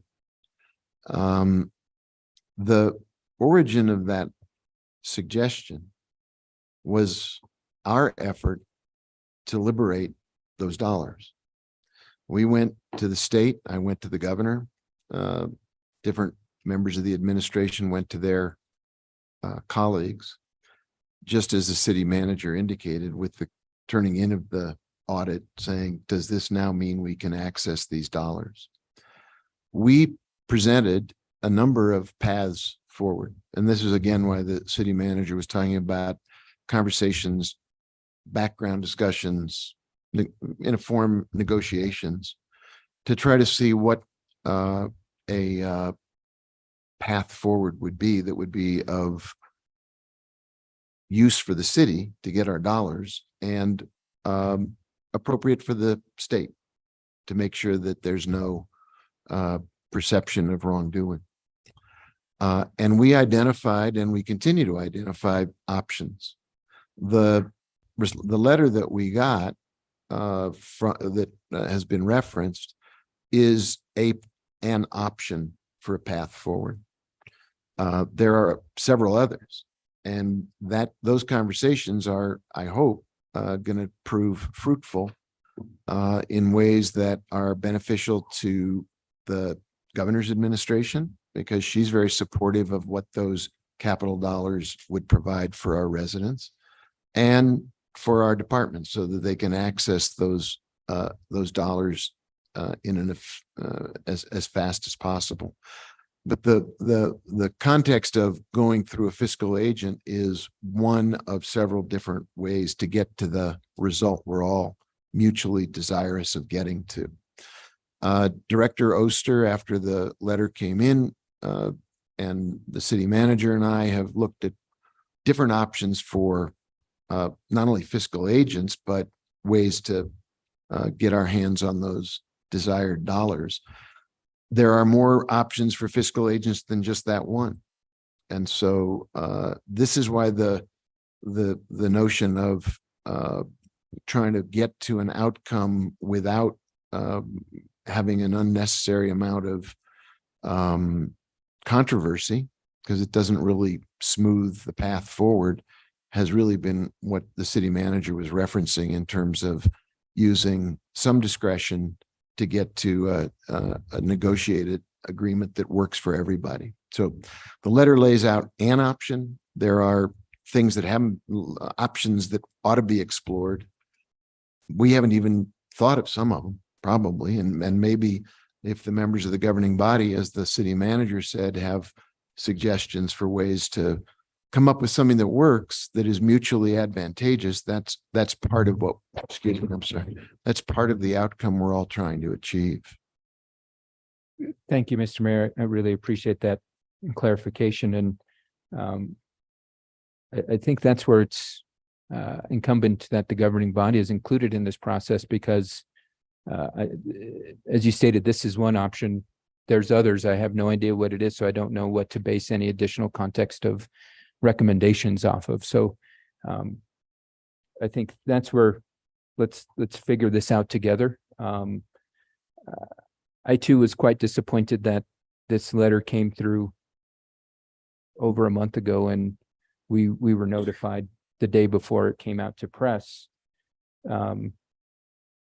Because not only as Councilor Garcia stated that our constituents hold us accountable, but as I stated last night during our committee meeting, the state auditors who holds us accountable ultimately.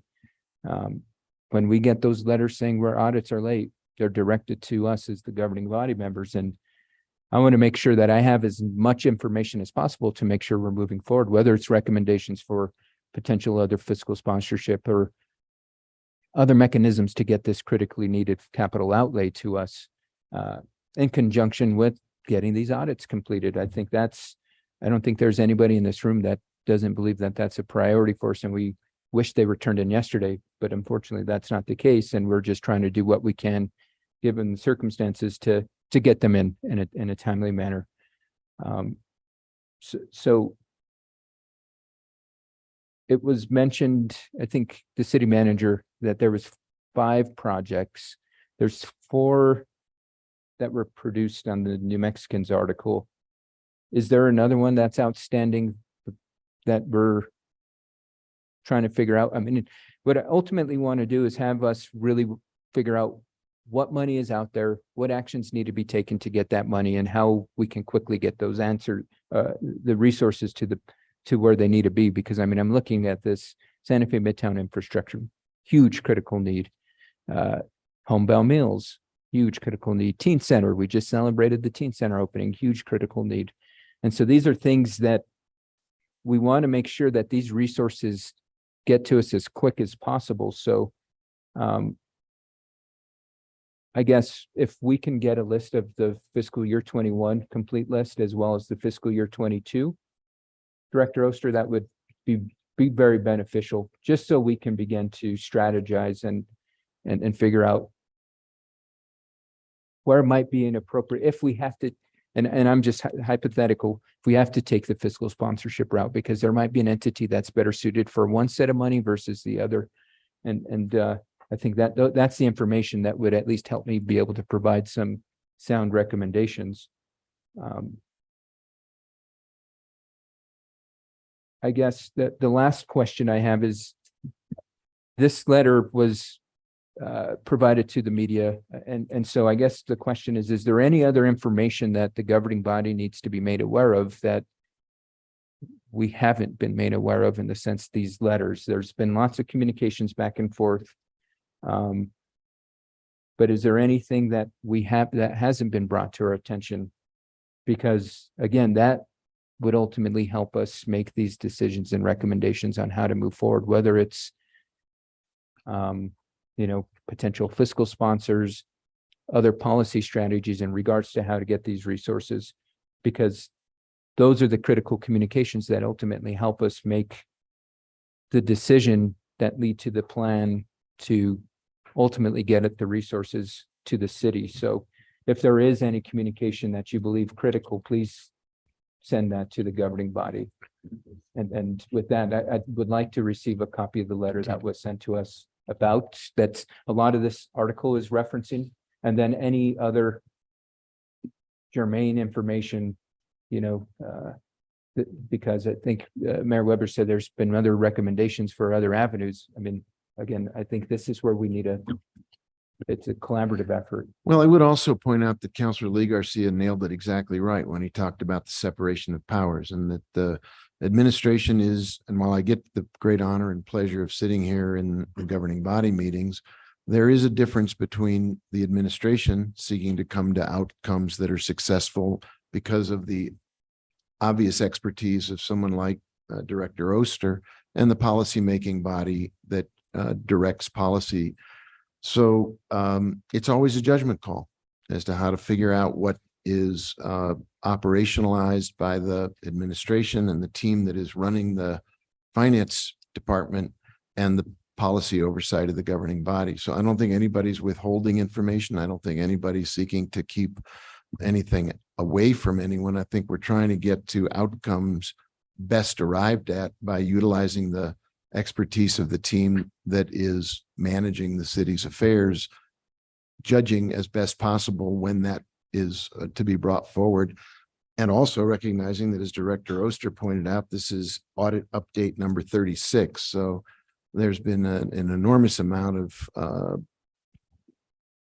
transparency and availability around subjects that, as we learned tonight from the Finance 101 course we got from Director Oster, requires a great deal of expertise to make sense of and to work through. In addition, as was mentioned with this executive order, there are legal dynamics at work here, and that requires the city attorney and her team to assess and analyze case law and challenges to executive orders that may or may not be worthwhile to bring to the attention of the governing body until we get to a point where it really does stand up.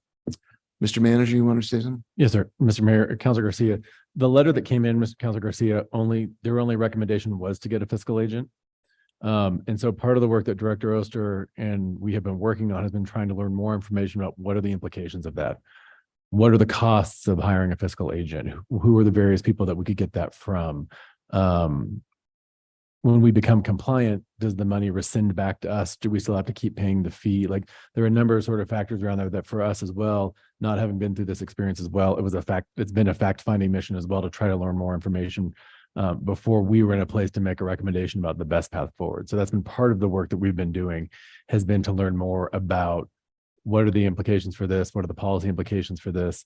And if we think we're going to be compliant very, very soon, would it be better to pay a 3 or a 5% fee on millions of dollars? Or would it be better just to wait until we think that we're caught up and we can get all the money and we are compliant and move forward from there? And so those are some of the factors that we've been looking at in terms of trying to make a reasoned decision about how to move forward. Thank you, Mr. Mayor. Thank you. Do I have the floor back, Mr. Yes, Mayor? sir, you do. Thank you. And so it's interesting that you bring up separation of powers, given that, as I mentioned previously, the state auditor directly holds us accountable. These capital outlay requests were direct results of the governing body approving a resolution directing our lobbyists to advocate for certain capital outlay requests. So we're right in the middle of this process. And to pull that card, I think, is a little unreasonable. I think I think if you would ask a member of the public if we were aware of the information that was provided in the news article that came out yesterday, most folks would think yes, because that's the way government should work and information is shared amongst the appropriate entities. And that unfortunately was not the case. As stated by my colleague, and I can't speak for others. I was not provided the letter by the administration in regards to some of the information that was shared in this. And so I was clearly asking to just have some information to accommodate the request to provide recommendations on how we can move forward. And my reasoning and justification was that to accommodate that request, I need to understand the full picture and understand the good discussion and dialogue that's happened and taken place amongst what have been the recommendations made already, what has been agreed upon, what hasn't been agreed upon. That is what information I would ultimately need to, in my opinion, make quality and effective recommendation. And so I think, again, I would ask that if there is information such as this letter, that it be shared with us. I seem to recall when we were approving the city manager back in January of 2022, that there was the commitment to share critical information with the governing body, whether it be one-on-one or mass emails, whatever it was. And unfortunately, I feel this is a big piece of information that was not shared with us. And this is information that ultimately leads us to effectively carrying out our duties that the residents elected us to carry out. And I would just ask that we be part of that little circle of information sharing, because I feel ultimately like because I was not shared that information, that it sent a message to me that I couldn't be trusted with that information. And I think that's absolutely not the case.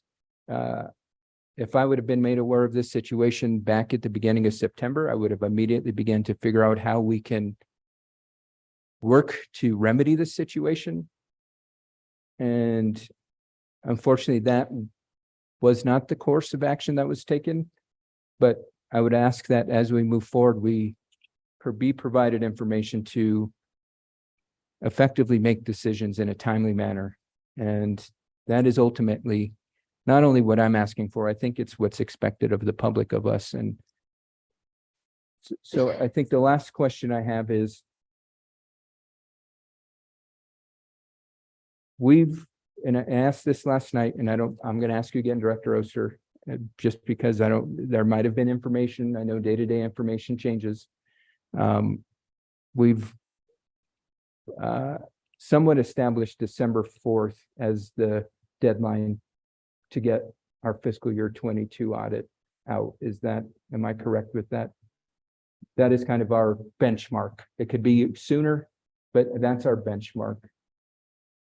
Mr. Mayor and councilors, in our status report that was submitted to the Office of the State Auditor on September 15th, we said in that report that we expected the FY22 audit to be submitted no later than December 4th.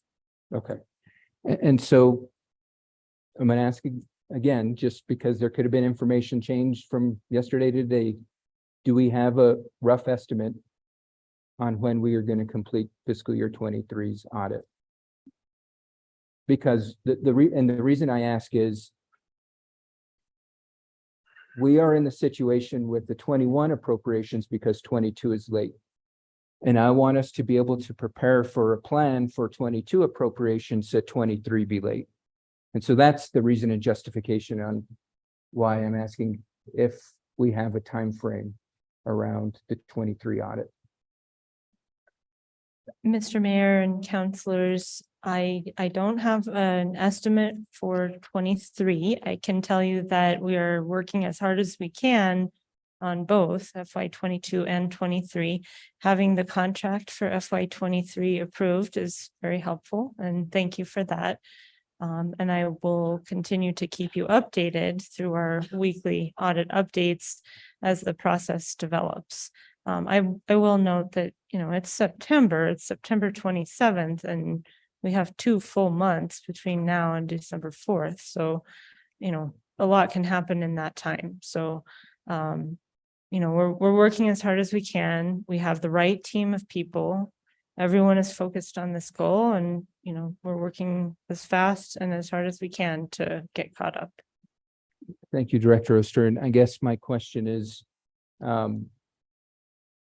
when we know if we are going to be on mark with fiscal year 23, whether it's December 15th or later, do you know when you would be alerting the governing body of that? Mr. Mayor and councilors, so there is a procedure laid out in the audit rule for notifications for any entity that's subject to the oversight of the Office of the State Auditor. And it actually, the rule requires the auditor, which in our case would be Carrigs Ingram, to submit a notification to the Office of the State Auditor. It does have to be signed by the agency. There has to be a concurring signature. So, this is part of the procedure and the rule that goes along with every aspect of this process. So it says, as soon as the auditor becomes aware that circumstances exist that will make an agency's audit report be submitted after the applicable due date, the auditor shall notify the state auditor in writing. So, any entity that's subject to the oversight of the state auditor is required to follow that process. So that's how I would respond to that question. Okay. And I guess out of curiosity, could that letter be sent to the state auditor on December 15th saying, we're supposed to turn it in on this day, but we're not, so here is our notification? Mr. Mayor and Councilor Garcia, it says, as soon as the auditor becomes aware that circumstances exist. So I think it could be submitted anytime up until the applicable due date. I would also note that unlike the quarterly status reports, the late notification is explicitly subject to the audit rule confidentiality requirements. So it's not a public document, which restricts our ability to share it in a public setting. Correct, but it could be shared with the governing body. Am I correct on that? Mr. Mayor and councilors, I don't know the answer to that. I will research it and get back to you. But it is subject to the confidentiality requirements of the audit rule, which we learned in March. The quarterly audit status reports are not. So it's different in that regard. Okay, understandable. And if you can get clarification, because I mean, I would like to know, I mean, if the circumstances are that the governing body is informed, but it's confidential information and it's close hold, we can't share it publicly, or we can't be informed at all. And I'd like to receive clarification on that if possible.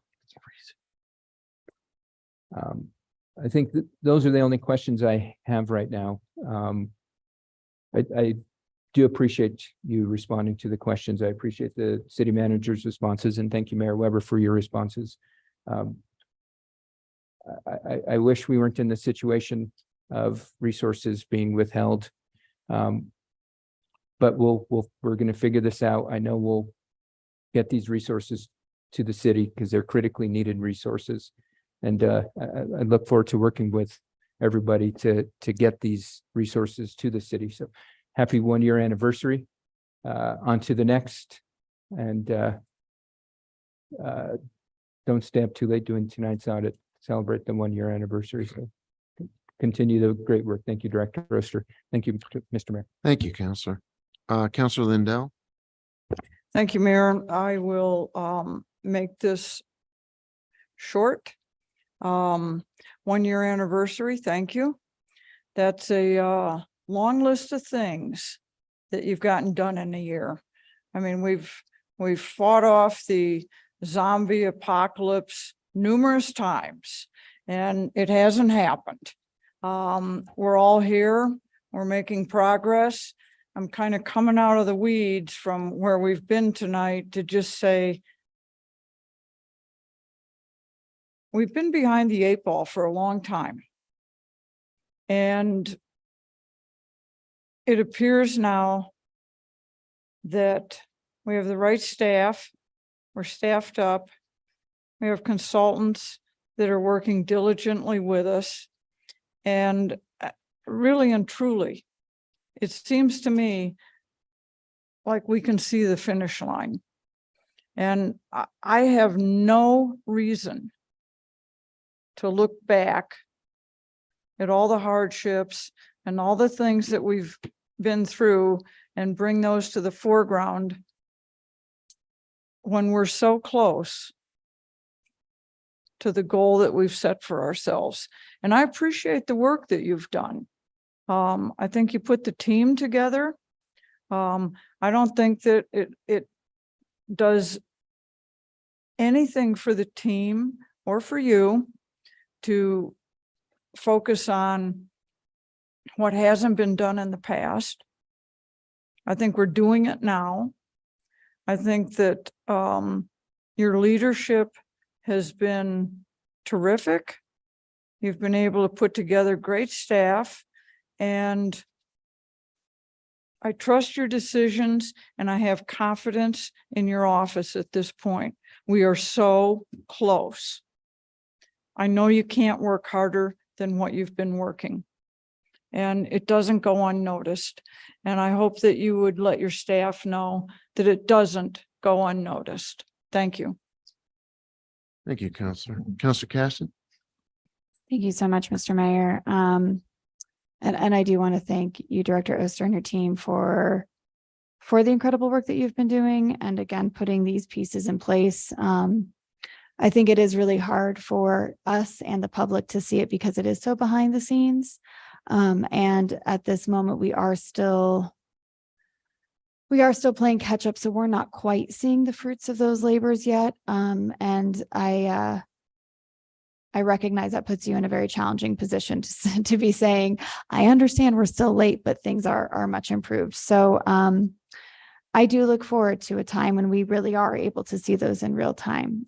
So thank you to you. Thank you to your team. I do think it is really important to recognize how far we've come and how much you had to do when you stepped into this role, which was very brave of you to do.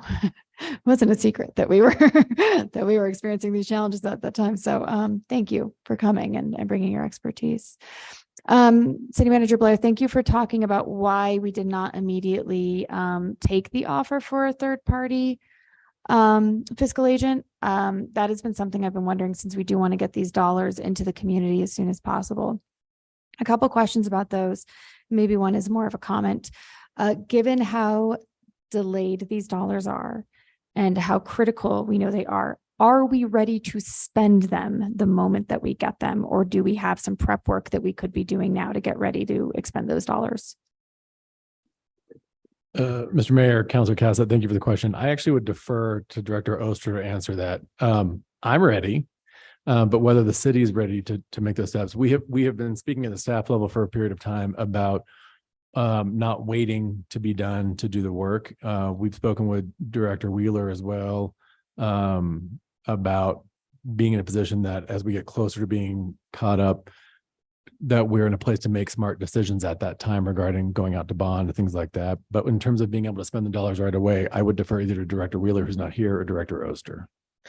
Certainly, Mr. Mayor and members of the governing body, Councilor Cassett, I'm happy to speak to what I know, and Director Wheeler is a little bit closer to this. I just spoke with Director Brown from Community Development this afternoon about critical infrastructure needs at Midtown. He needs the money ASAP, and one of the appropriations is for Midtown from 2021.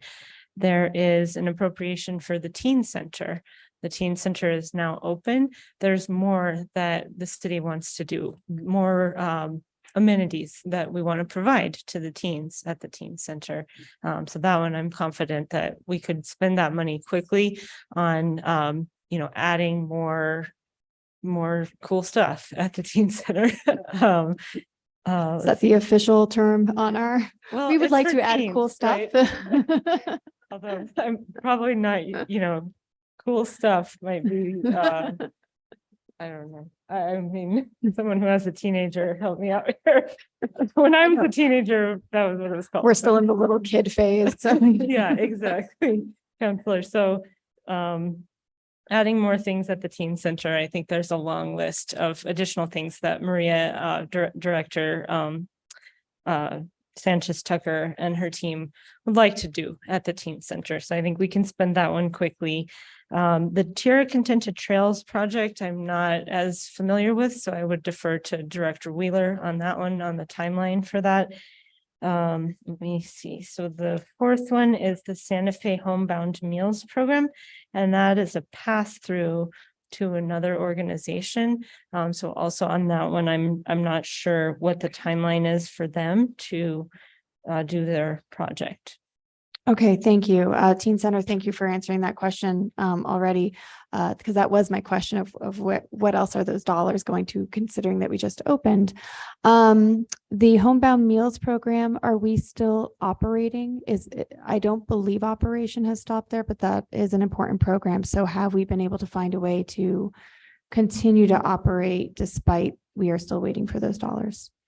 Mayor Weber and Councilor Cassett, this is a capital appropriation, so it's not operating dollars. Okay, All of these projects are severance tax bonds and they're Right. capital appropriations. thank you So for reminding me. it of that. doesn't affect their, their operations. Okay. All right. Those are all my questions. Thank you. Thank you, Counselor. Others? Counselor Rivera and then Councilwoman Villarreal. He beat you by a split second. Thank you, Mr. Mayor. I share some of the same concerns as both Councilor Garcia's did, and then share the same optimism that some of my other colleagues made. The one thing that still just irks me is that the only reason this governing body found out about the letter is because the press found out about it first. So instead of being in a proactive mode and having great discussions with the entire team, now we're reactive, and now we're trying to figure out how to make sure everyone knows before this actually gets to print. And I think when you operate in fear because you're afraid that somebody's going to leak out the letter, that's a tough way to operate. I worked in the fire service for years. If you're afraid to go into a burning building, you're probably going to get hurt. So operating in a fear mode is not a good way to operate. So I hope that things can change in the short time that I have here. But I'm not sure. I didn't appreciate the way it came out and not finding out until really just before it was going to print. So that's all I have to say about it. I'll just leave it at that. I think everything else has been said. Thank you, Mayor. Counselor. Counselor Chavez. Thank you, Mayor. I was going to squeeze in since Councilor Villarreal left. I have to agree with transparency and Director Oyster. I really do appreciate the conversation we have. I think you're working very hard. I think that it has to be acknowledged that you are working from behind and you are picking up a mess that was already made. And I think that needs to be understood that in a year you have put forward such great efforts. However, another very, very evident truth, which is outside of your work, so I really want to separate that, is that there is concerns about our city government not being transparent. And I mentioned that in our conversation. And I don't want that to take away from your great work. So I want to make that clear because I do appreciate your efforts and your just willingness to take this on. But I do think that it is important that there is a level of transparency or we're going to be stuck in the same cycle and the same negative conversations that we have with our community members. I understand that it has to come down to getting the governing body involved in everything can actually be have a negative impact on operations. It can slow down operations, and I understand that. But I think that it is very clear to see when the governing body will have to answer to constituents when things do arise. And I think that this situation was pretty evident. That this could have turned into something where we would have had to answer to our constituents and we didn't have the information. And now we're being reactive, like Councilor Rivera said. we have to try to find an opportunity to build trust in our community. I don't know how that is going to happen, but I feel like there's things that continue to occur in operations. And again, I'm going to stress outside of your work because I think you've done great work. But there are reasons why people continue to say that we aren't transparent, and that there's a lack of trust. And I feel like steps in giving us the wisdom and the knowledge to communicate and advocate for the work our city staff does. Like our knowledge of what's taking place in the city allows us as city officials advocate for the work that's being done. It can be very positive if we could build that relationship and connection, because this isn't helping. So I just want to say that I feel like there is this separation of powers that, yes, contributes to a successful operation of the city, but we have to help each other. And that has to start with communicating and making us feel confident with information to go out to our community and very confidently talk about the work the city's doing, the progress that we're making, the situations we're running into, the speed bumps along the way. That really can be empowering to city staff and city operations.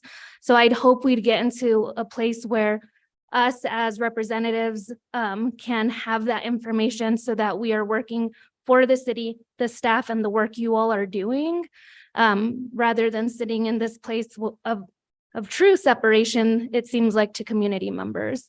And that is not directed at you. Like I said, it's your work, but overall, I think that we as a city need to look at how we function in that way. So I just wanted to say that. Thank you, Mayor. Thank you. Councilwoman Viorel.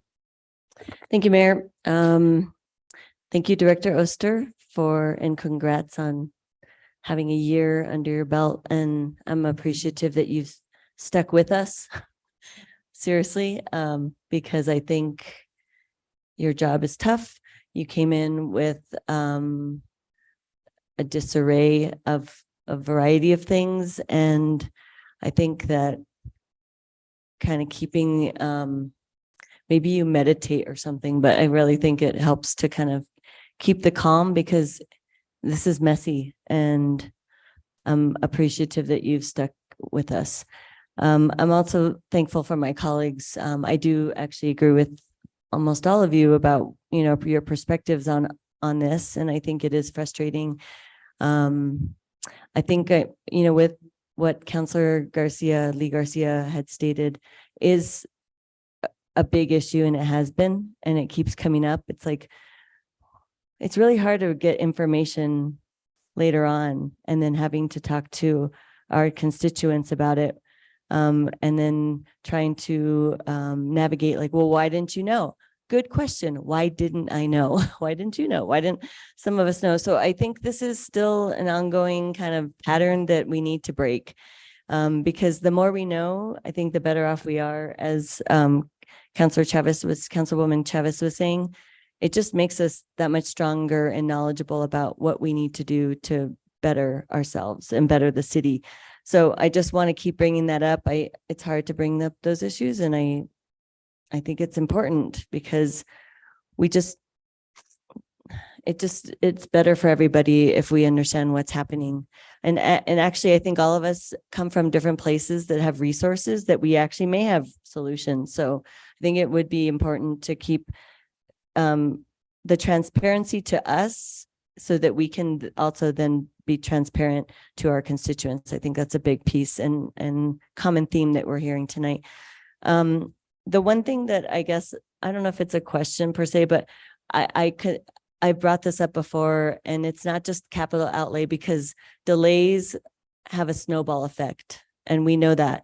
And you had stated that it won't affect services, but there are other bodies that we are also dealing with. It's not just capital outlay. It's also looking at Water Trust Board funding. That has an implication. And I just, that will be affected. And I don't know if you want to say anything about that, because that worries me. That's money that we really need for infrastructure needs.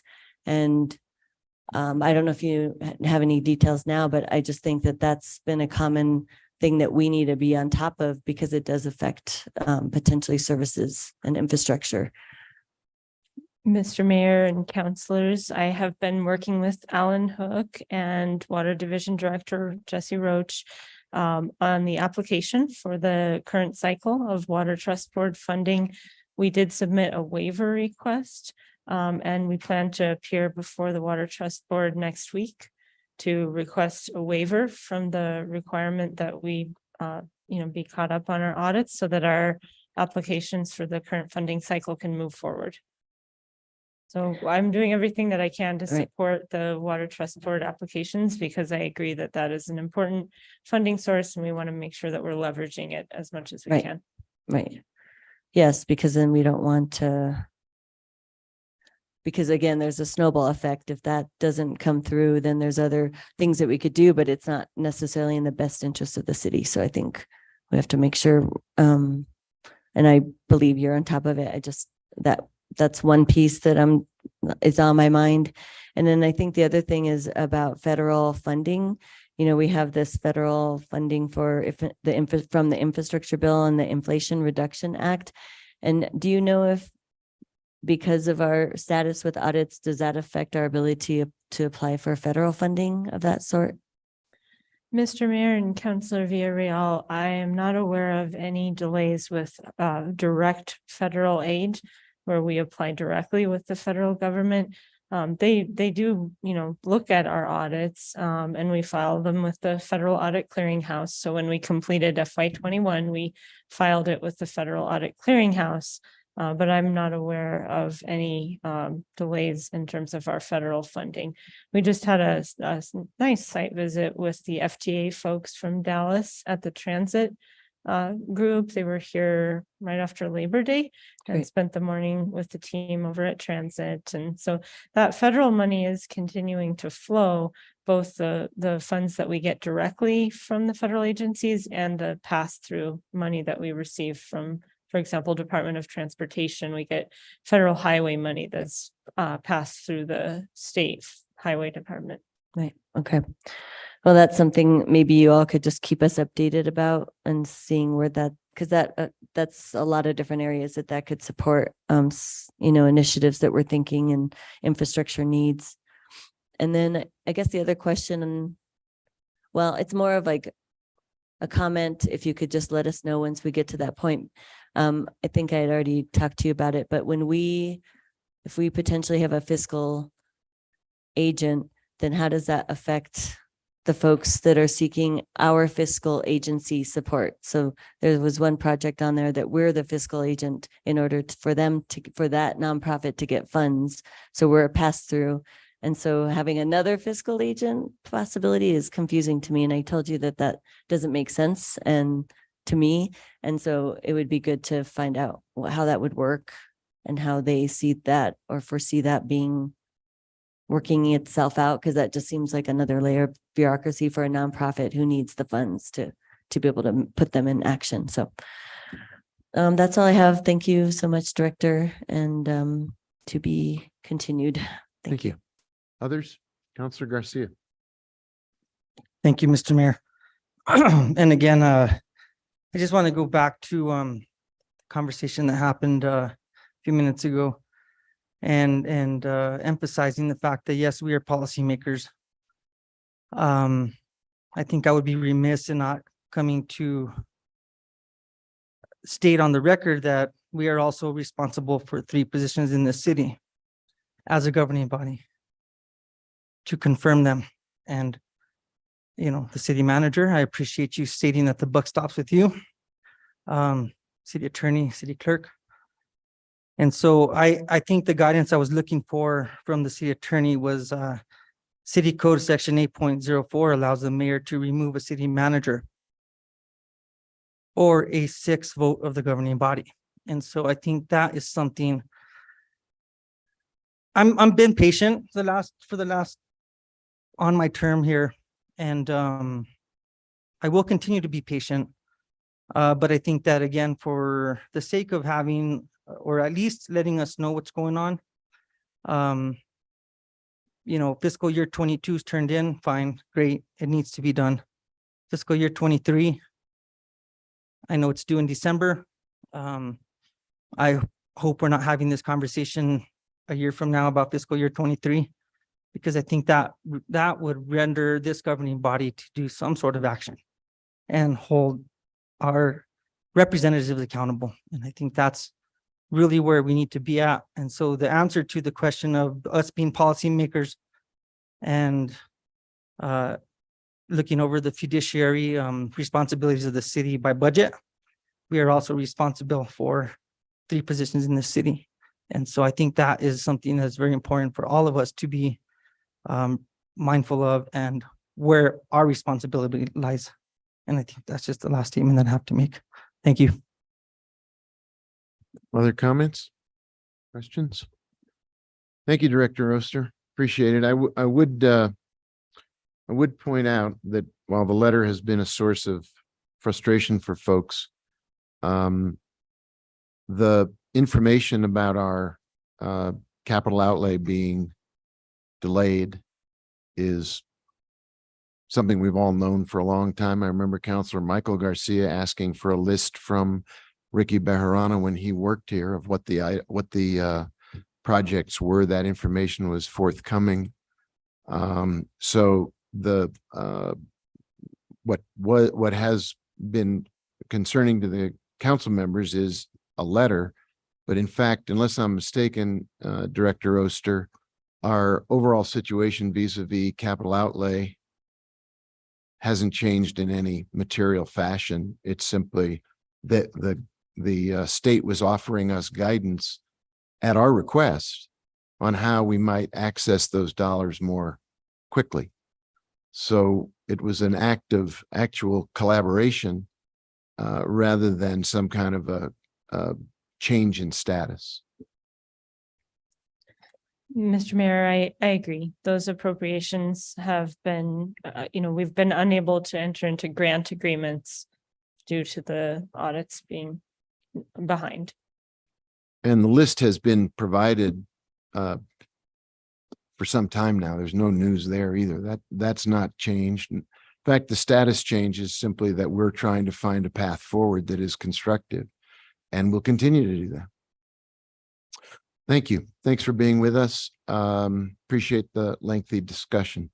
It's 7:30. I would entertain a motion to move directly to petitions from the floor, because I'm sure we've got people who've been waiting for that, and then we can resume our regular order of business. So moved. Second. There's a motion and a second to move to petitions from the floor before we resume our regular order of business. If there are individuals here who would like to speak for 2 minutes, Madam Clerk, you have the honor of keeping the clock for us. And then there may also be people who are on the Zoom platform who would like to bring something forward for the governing body to consider that is a 2-minute conversation. So if there's anybody in the room who would like to speak to an item for 2 minutes, this is the time to do that. If there's somebody on Zoom, Madam Clerk, you could perhaps Zoom them in for us, because I don't see at the moment anyone in the room stepping up to the podium. No, Mayor, I do have 2 participants on Zoom that have raised their hands. We'll start with Stephanie Beninato. Thank you, Stephanie Beninato. I'm glad you brought up this idea of transparency and trust, because we tried to ask about who was going to be on the community organization group that's studying the land use changes or land use development code changes. We couldn't find that out. Last night at the H board meeting, we did find out who was in that group from somebody who's in the group, and it pretty much was all the same constituencies or constituent groups that are always there, that will always recommend height to increase density. So that was really disappointing, didn't feel really open. Another public member suggested that the H board part of the ordinance really, or the H district ordinance, needs a lot of discussion by people really involved in that. And I think that's true. And I hope that somehow the governing body can support the historic board in that. The other thing is we also found out last night that this whole summary minutes is because now supposedly the city only has to require with the very, very, very minimal requirements for open meetings acts. That's how the city attorney's office apparently is interpreting this, but isn't looking at all kinds of other issues like due process, right to petition government, access to justice. The whole thing was, well, anybody has access to YouTube. Well, that's not true. So again, if you want your administration here to be transparent, to develop trust, I would suggest that you go back to having full minutes that are available online to anybody who would want them. That would be one way to do it. And to say you don't need written decisions in your own appeal code in subsection F, it says that you're going to comply with Rule 7475. Thank you. Thank you, Ms. Bedonato. Is there another person with their hand? Yes, we have a call in. It's from 505-321-5709. Go ahead. You're going to have to fix that chime for us. Thank you. Hi, yes. Hello, my name is Jaylene Quillis, and I am an activist of New Mexico. I am the only Stonewall honoree of the state of New Mexico, LGBTQI Pride Rights.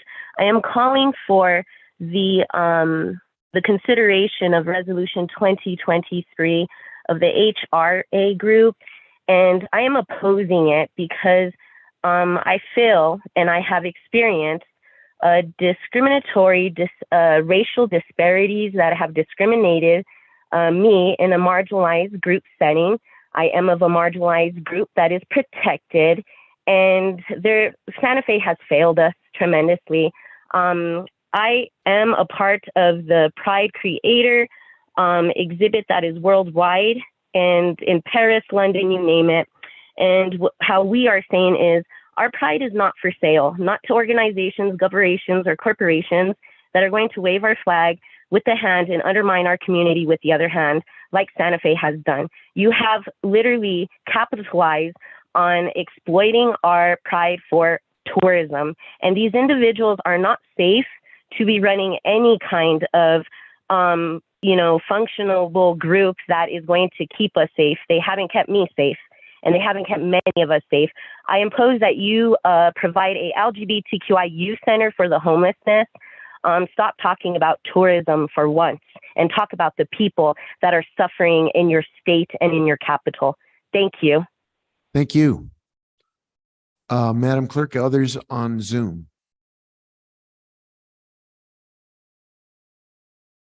No, sir. No, Mayor, there are no other hands raised on Zoom. Anyone else in the room now who would like to speak? No? Okay.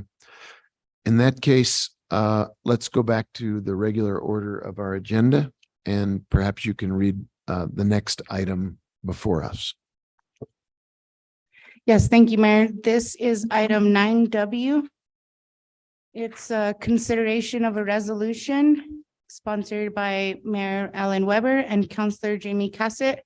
It's a resolution finding the building and premises located at 1004 Calle Feliz property to be ruined, damaged, and dilapidated, and a menace to the public comfort, health, peace, and safety, ordering the owner of the record of the property to remove the building, rubbish, and debris, and providing that if the owner does not remove the building, rubbish, and debris, the city of Santa Fe shall do so, shall place a lien on the property in the amount of the cost of the cleanup efforts, and shall foreclose on the property. We have Constituent Services Manager Isabel Sharp here for questions. Thank you. Let me entertain a motion, then I'll turn it over to Councillor Garcia, who took it off the consent calendar. Move to approve. Second. Okay, Councillor Garcia. Thank you, Mr. Mayor. Thank you, Ms. Sharp, for being here this evening. The the topic of abandoned properties, nuisance properties has been something that has been very much a hot topic within at least my constituency.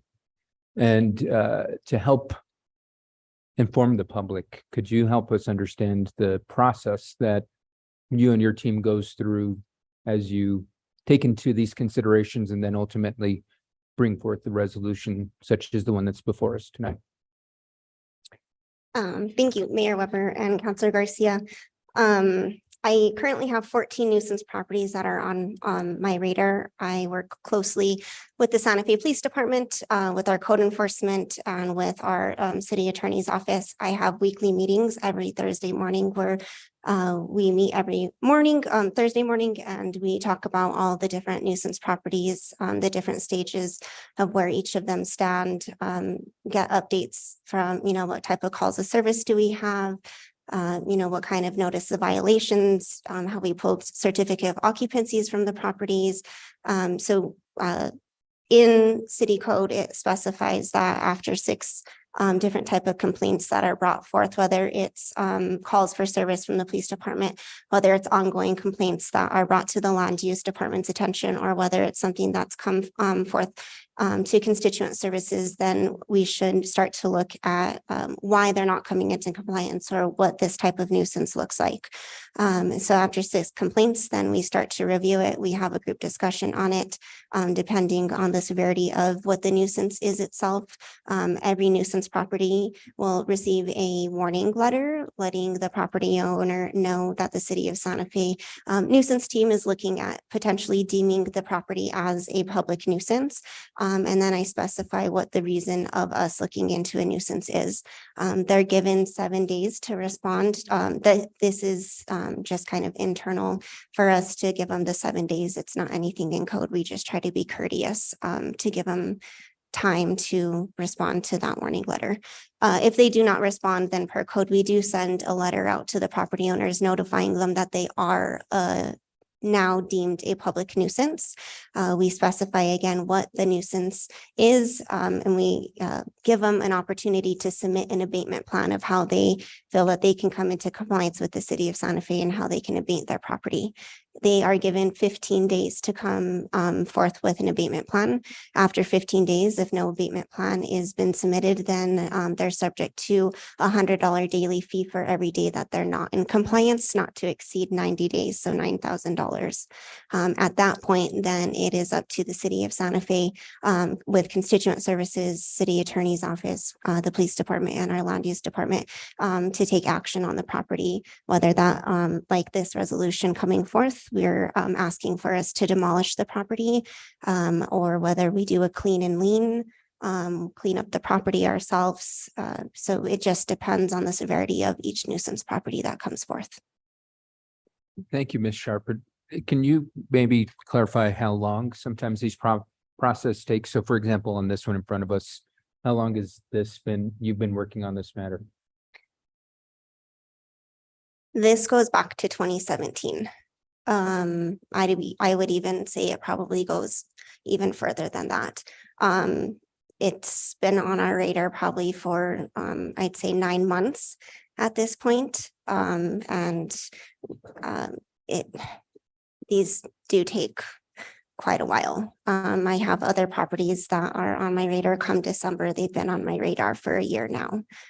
So it just depending on the different type of property and where it's at in the process. I have a couple different properties that are currently pending. We've done everything on our end that are currently pending a court hearing with district court. And so our hands are currently tied at that point for us to have a hearing date. So each property, again, it just depends. And we work diligently to try and move these as fast as we can. Thank you so much. And since there is the kind of legal procedures, Madam City Attorney, if you can maybe help to clarify when these issues come up front, what is the steps that are taken by your office in regards to any litigation, court cases, et cetera? Mayor Weber, Councilor Garcia, it is somewhat dependent on the case. So the one we have that Ms. Sharp mentioned about the hearing, we're actually asking, we're going to file for a default judgment on that because the property owner didn't respond. So I don't think we need a hearing. We've already alleged the proper elements. So that's the next step we're going to take on that. So we'll hope that that gets concluded soon. Another one that I think has been filed recently, a new owner purchased it and has already started cleaning it up. So that's good news. That's the one on Alamosa. Yeah. So sometimes these things can spur changes, I think, quickly, potentially outside the court case as well. Okay. Yeah, which is great. Yeah. And so I guess one last question, Ms. Sharp, is it possible for us as a governing body to get the list of the 14 that you're working on? Just because that way, if somebody reaches out to me, I can immediately tell them, oh, it's on our list, we're working on this.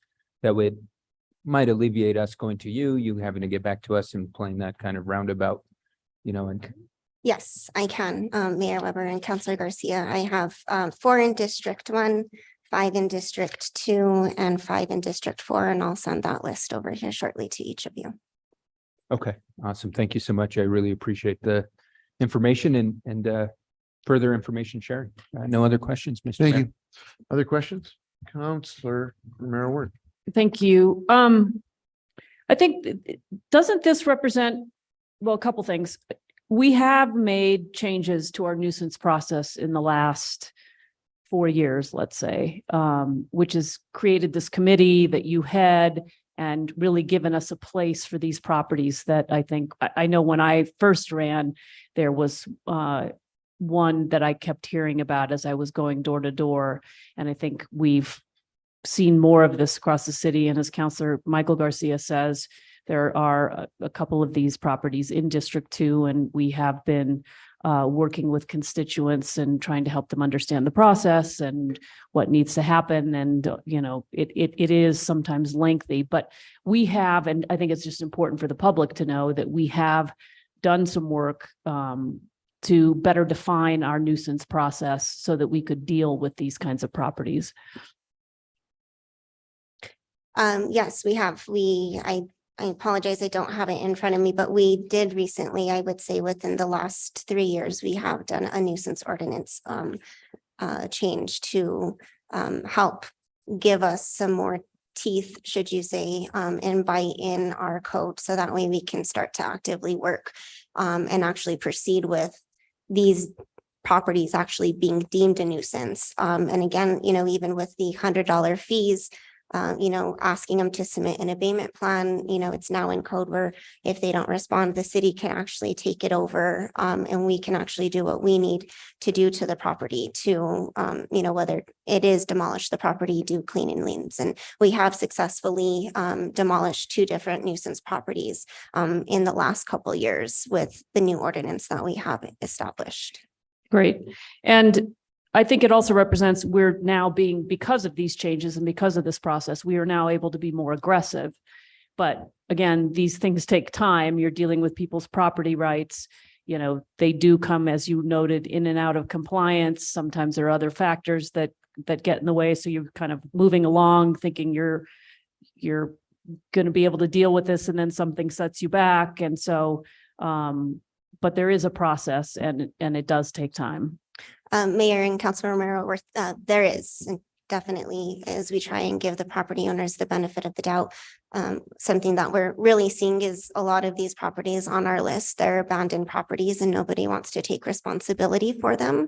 We reach out to different property owners based off of what's listed on the county assessors off our webpage, and we, work diligently to, do our own homework on the side to say, okay, well, they're not reaching out. Is there a property management that, is overseeing these properties? How do we get in contact with them? We have done that with this current property for 1004 Kaya Felice. And the hard part is a lot of these companies are out of state and they want nothing to do with them.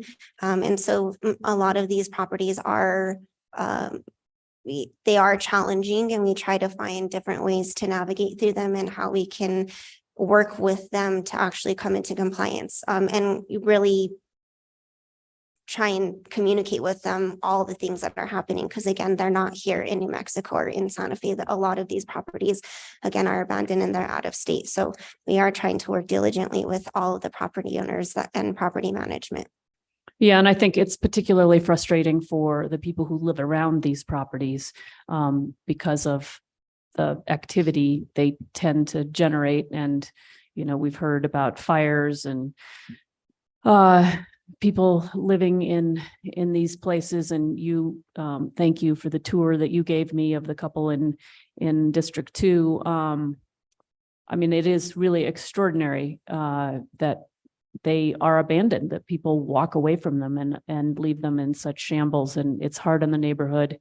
And so I think it's important that we have improved our process, that we are doing this work, we are being more aggressive.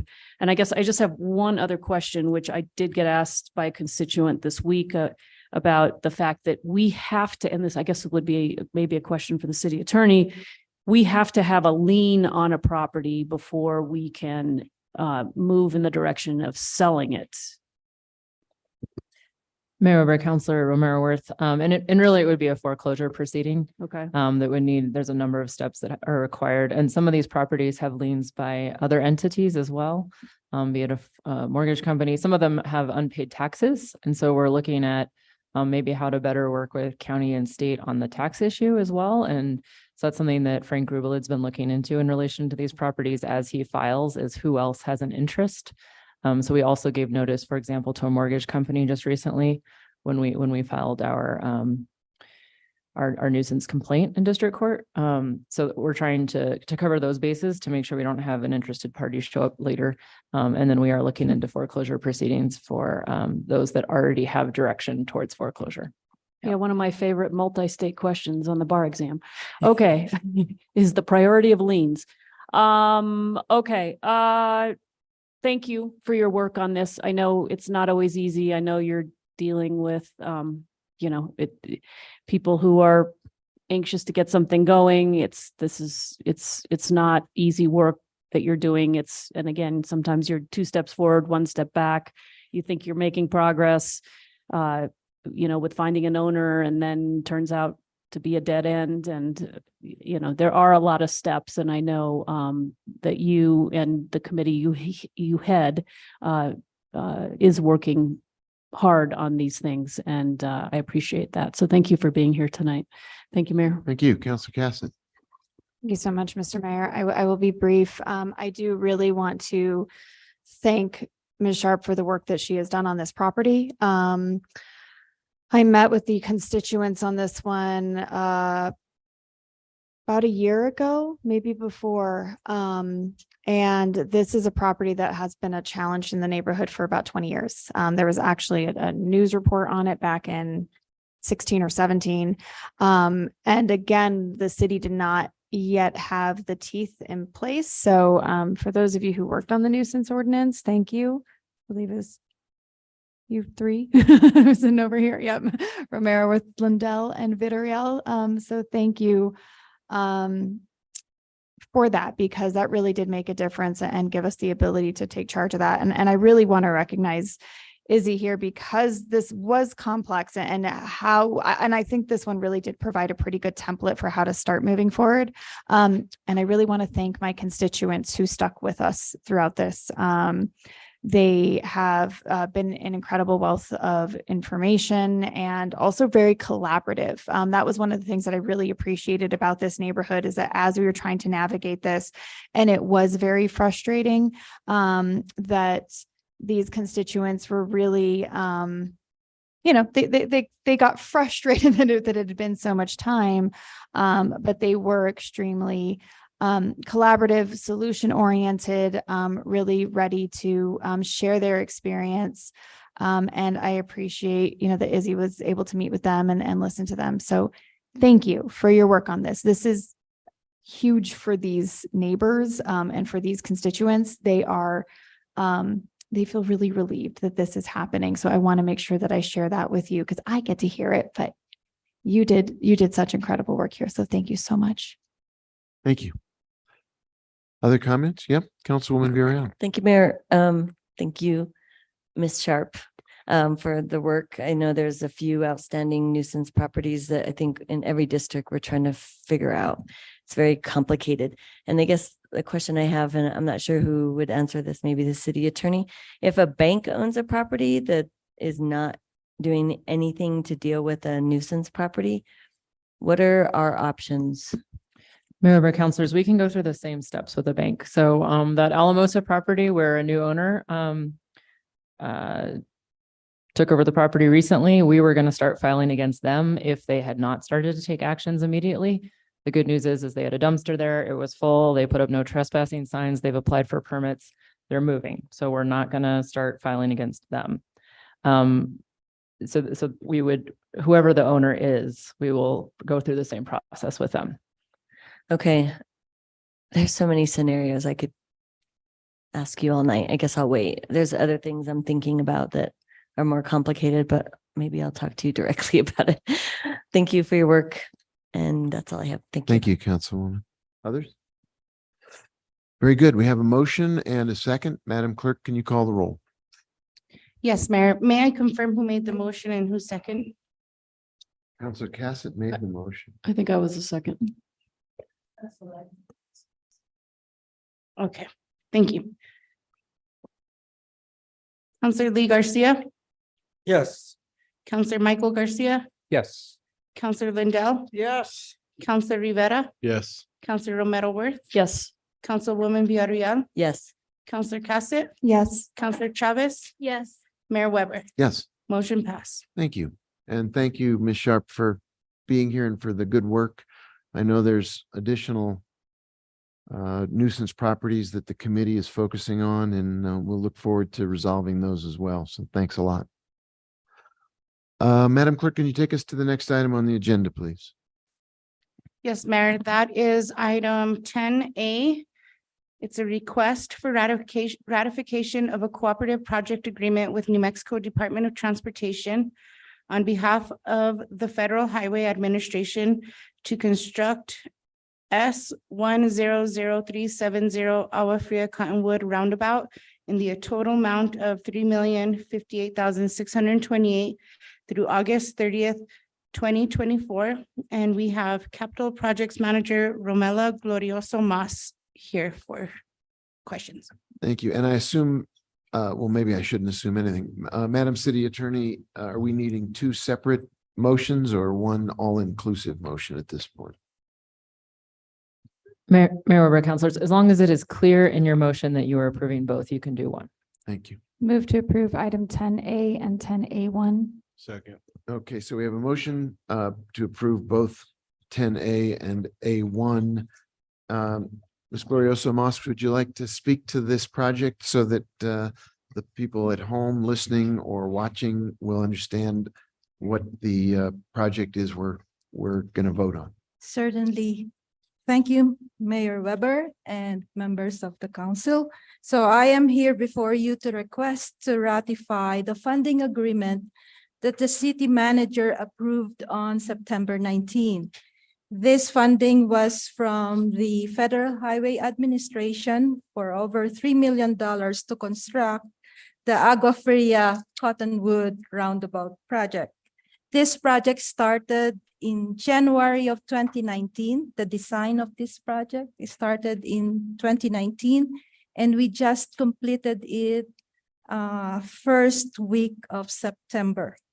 So NMDOT, who administers federal funding, sent the agreement on September 18, and for them to obligate the funding in federal fiscal year 2023, not 2024, the NMDOT needed it back by September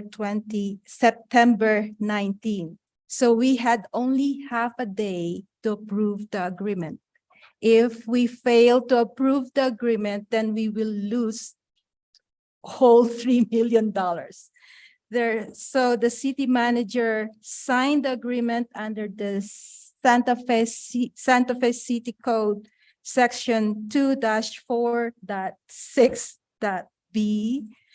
that authorizes him to enter agreements seeking or accepting funds of any amount when the deadline to seek or accept the funds occurs before the deadline to include the agreement on the agenda for the governing body's next regularly scheduled meeting. Such agreements shall be subject to ratification by the governing body at the next scheduled meeting for which an agenda has not yet been posted. So staff is requesting the governing body to ratify the funding agreement and to bar the total funding of $3,058,628. Thank you. Thank you. That was very, very clear. Any questions? Councilor Rivera, you have the floor. Thank you. Thank you, Ms. Glorioso Mas. I just have a quick question about currently there's work being done at South Meadows and Agua Fria. So this is being improved tonight. I'm sure it'll take a little time for the money, but this project won't start until South Meadows and Agua Fria is complete. Mayor Weber, Councilor Rivera, no, because this funding expires on August 30, 2024. And to construct Agua Fria Cottonwood Roundabout, it will take from 6 to 9 months. So as soon as we receive back the approved funding agreement, then we will bid out the construction for this project. We are hoping to start in December or first week or January 2024. So we'll finish construction by August 30, 2024. All right. Well, thank you. Thank you for both these projects. That you mentioned it started in 2019, which was my second term, and it looks like probably won't get to see its completion after my third term. I'll still visit you guys over there once in a while, but much needed for both that whole area. You know how it is. So thank you for keeping up on this and for finally making it come to fruition. So appreciate you. Thanks, Councilor. Yeah, Councilor Lee Garcia. Thank you, Mayor. Yeah, I think that I know that when people see the orange barrels and the construction signs that are coming up, a lot of times the questions are asked, why are they doing it now? And again, the question or the answer is usually it comes down to funding and appropriations. And so I think it is kind of unfortunate that they'll be at the same time because the community that lives there and attends Camino Real School and utilize that corridor every day have expressed concerns about how difficult it is to navigate that area. But I think that as Councilor Rivera said, 2019, I remember hearing many of the development projects that came about on South Meadows and the Agua Fria area, and that was something that kind of was going to be done then, but I think it's a very needed roundabout in that area for many reasons. I mean, obviously the traffic volume that goes to there and the safety of our community. So just my comments. I'm glad to see it going forward. Just hope that it goes quickly and smoothly and that it doesn't hinder too many people from getting where they need to be. Thank you. Thank you, Councilor. Any other comments? Questions? Very good. Madam Clerk, we have a motion and a second. Yes, Councilor Michael Garcia, Yes. Councilor Lindell, Yes. Councilor Rivera, Yes. Councilor Romero Worth. Yes. Councilwoman Villarreal, Yes. Councilor Cassett, Yes. Councilor Chavez, Yes. Councilor Lee Garcia, Yes. Mayor Weber, Yes, motion pass. thank you. And thank you for being with us and thank you for the clear presentation. Madam Clerk, I believe our next item is item 11. Yes, item 11 is matters from the city manager.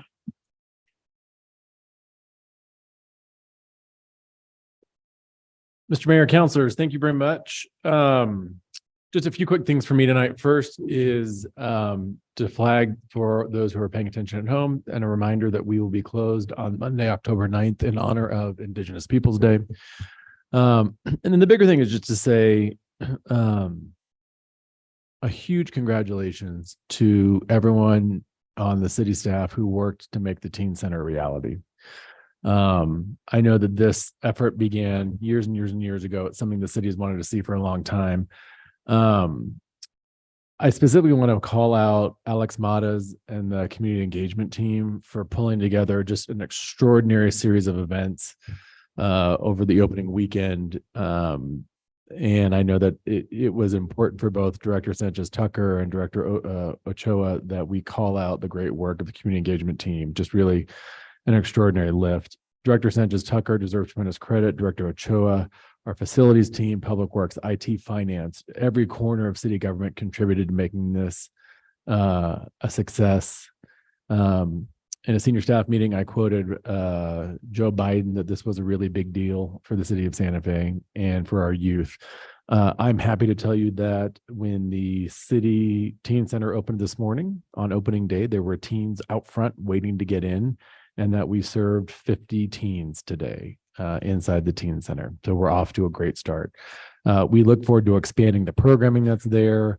We're going to continue through our communications teams, making sure that the community knows that this great resource is available and that it's open, and that we're ready to get those teens in there. That's all for me tonight, Mr. Mayor. Thank you. Thank you, City Manager. Madam Clerk, item 12. Item 12 is matters from the city attorney. Thank you, Mayor, members of the governing body. We do have contingent offers out to an administrative manager for my office and a policy analyst. We're really hoping those folks will be able to start in the first half of October. As soon as we have final offers, I will let folks know who those folks are. We have, I think, exceptions legislation, which I know is an interest of many of you, in its final stages, hopefully to be introduced at the next meeting, that relates to the case we had this evening. So I think the historic staff and land use director are looking at that version so that they can give it the thumbs up to move forward. And last week, or 2 weeks ago, I guess, our city clerk announced her departure after I gave my matters from the city attorney. So I did want to say some words of appreciation for her, and wish her the best in her new position. But we will miss her quite a bit from my office. Her office worked quite collaboratively with the legal team, the upper team, and the policy team. We work very closely with the city clerk's office. So we will miss her greatly and very much appreciated all her work to collaborate with us and make sure that our staffs were working in lockstep together. So I wish the best to Christine Mihalcik. Thank you. Thank you. Next item, Madam Clerk. Next item, Mayor, is matters from the city clerk. I do have some. Mayor and governing body, I just also want to give a shout out to Alex Matas for her hard work in planning the grand opening for the teen center. And also I want to give a shout out to Christine and wish her the best as well. Thank you. Thank you. 15 is communications from the governing body. So let's begin. Councilor Lee Garcia, I'll start to my right. Thank you, Mayor. I I'll also reiterate congratulations to the city and all the staff that worked on the teen center. It was a great celebration. Was able to walk across to it from my house, and that was nice. And so kudos to everybody who was involved with that. It's a beautiful building. I think it's in the right spot for our community, especially in the district, but for the city in general. I'd like to give a shout out to Keep Santa Fe Beautiful. We did have a golf team that played together. We had a fun time. It wasn't the four that was originally going to play, but that's okay. We actually got Superintendent Larry Chavez to play with us, which was kind of good. And then again, just thank all the city for what they do and the staff and how hard they work. And so I am appreciative of everything that is done. And that's all I have tonight. Thank you. Thank you, Councilor. Councilor Cassidy. Thank you so much, Mr. Mayor. I will also echo the congratulations to everybody on the teen center. I'm not sure that city government was operating on Friday though, because I'm pretty sure everybody was there. I mean, the police officers were there, the firefighters, it was, and the, public works and community engagement, community development. I mean, it was really just such a wonderful sight to see how many departments and individuals in our government put so much into this. The city was actually operating, everybody. That was a joke for anyone listening at home. But really to see how the city pulled together for this. And it is really important. I was speaking to a group of parents last night, and know that there frequently is this theme around feeling like Santa Fe has not put enough attention on our children and our youth. And so I think this is a wonderful first step to continuing to invest in activities and resources for our children and youth, and especially how we start to develop those on the south side, the development of Swan Park, the opportunities we'll have at Midtown. We really do have a lot of opportunity coming up to show our families that we care about our kids and our teens. So really, thank you so much for everyone. I'll bring it up again. The livability series, it's having its next talk. Unfortunately, many of us won't be able to go. It's on a Wednesday due to the speaker. So we'll be in quality of life. So Wednesday, October 4th from 6 to 8 p.m. at the Santa Fe Scottish Rite Center. It's a talk about how our cities became parking lots. So really going to be an interesting conversation around parking and how it has impacted city development and sustainability and driving. So should be interesting. If you would like to register, make sure that you reserve your ticket because it is going to be a limited number of seats. And then the last thing I have today is I want to wish a very happy birthday to my father. His birthday is on September 29th. And I actually couldn't even say how old he is because I have now forgotten.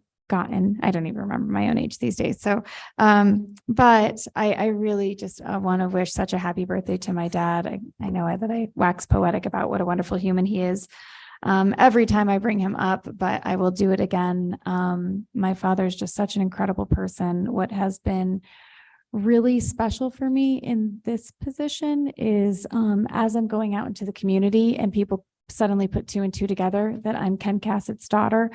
And everybody just always has such wonderful stories to tell me about him. It's funny, it takes them like 3 years to realize. But once they do figure that out, just being able to hear the impact that he had on this community that I wasn't really aware of because I was a child and just saw him as my dad and not somebody who was doing this incredible work. So I want to wish him a very, very happy birthday, and hopefully I will be able to celebrate with him in person soon. Thank you. Thank you. Councilor Mayor Worth.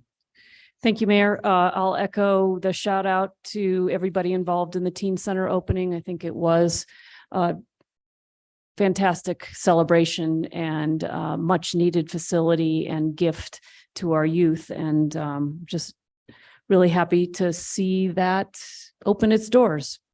I'm also going to echo the livability speaker series next Wednesday. It's at Scottish Rite Center at 6 p.m. Henry Graybar, is that how you pronounce his name? Now I'm going to have a coffee attack. He's the author of Paved Paradise, How Parking Explains the World. And he's going to share how cities like Santa Fe can reform parking in ways that actually make it more convenient for drivers while simultaneously increasing affordability, walkability, and livability.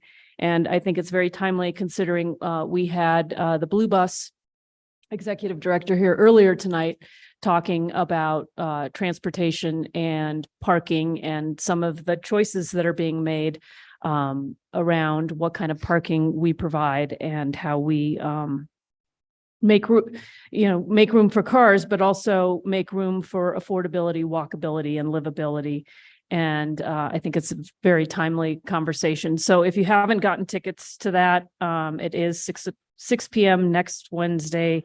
And I want to thank HomeWise for really carrying the water on this series and the work they've done in bringing, I think, very interesting folks to town to talk about different aspects of some of the issues we're dealing with. Let's see, did I have anything else? I don't. Yeah, I might need a cough drop. I think that's all I have, Mayor. Thank Okay. you. If you think of it, let me know. Yep. Councilor Lindell. Councilor Lindell passes. Councilwoman Villarreal. Thank you, Mayor.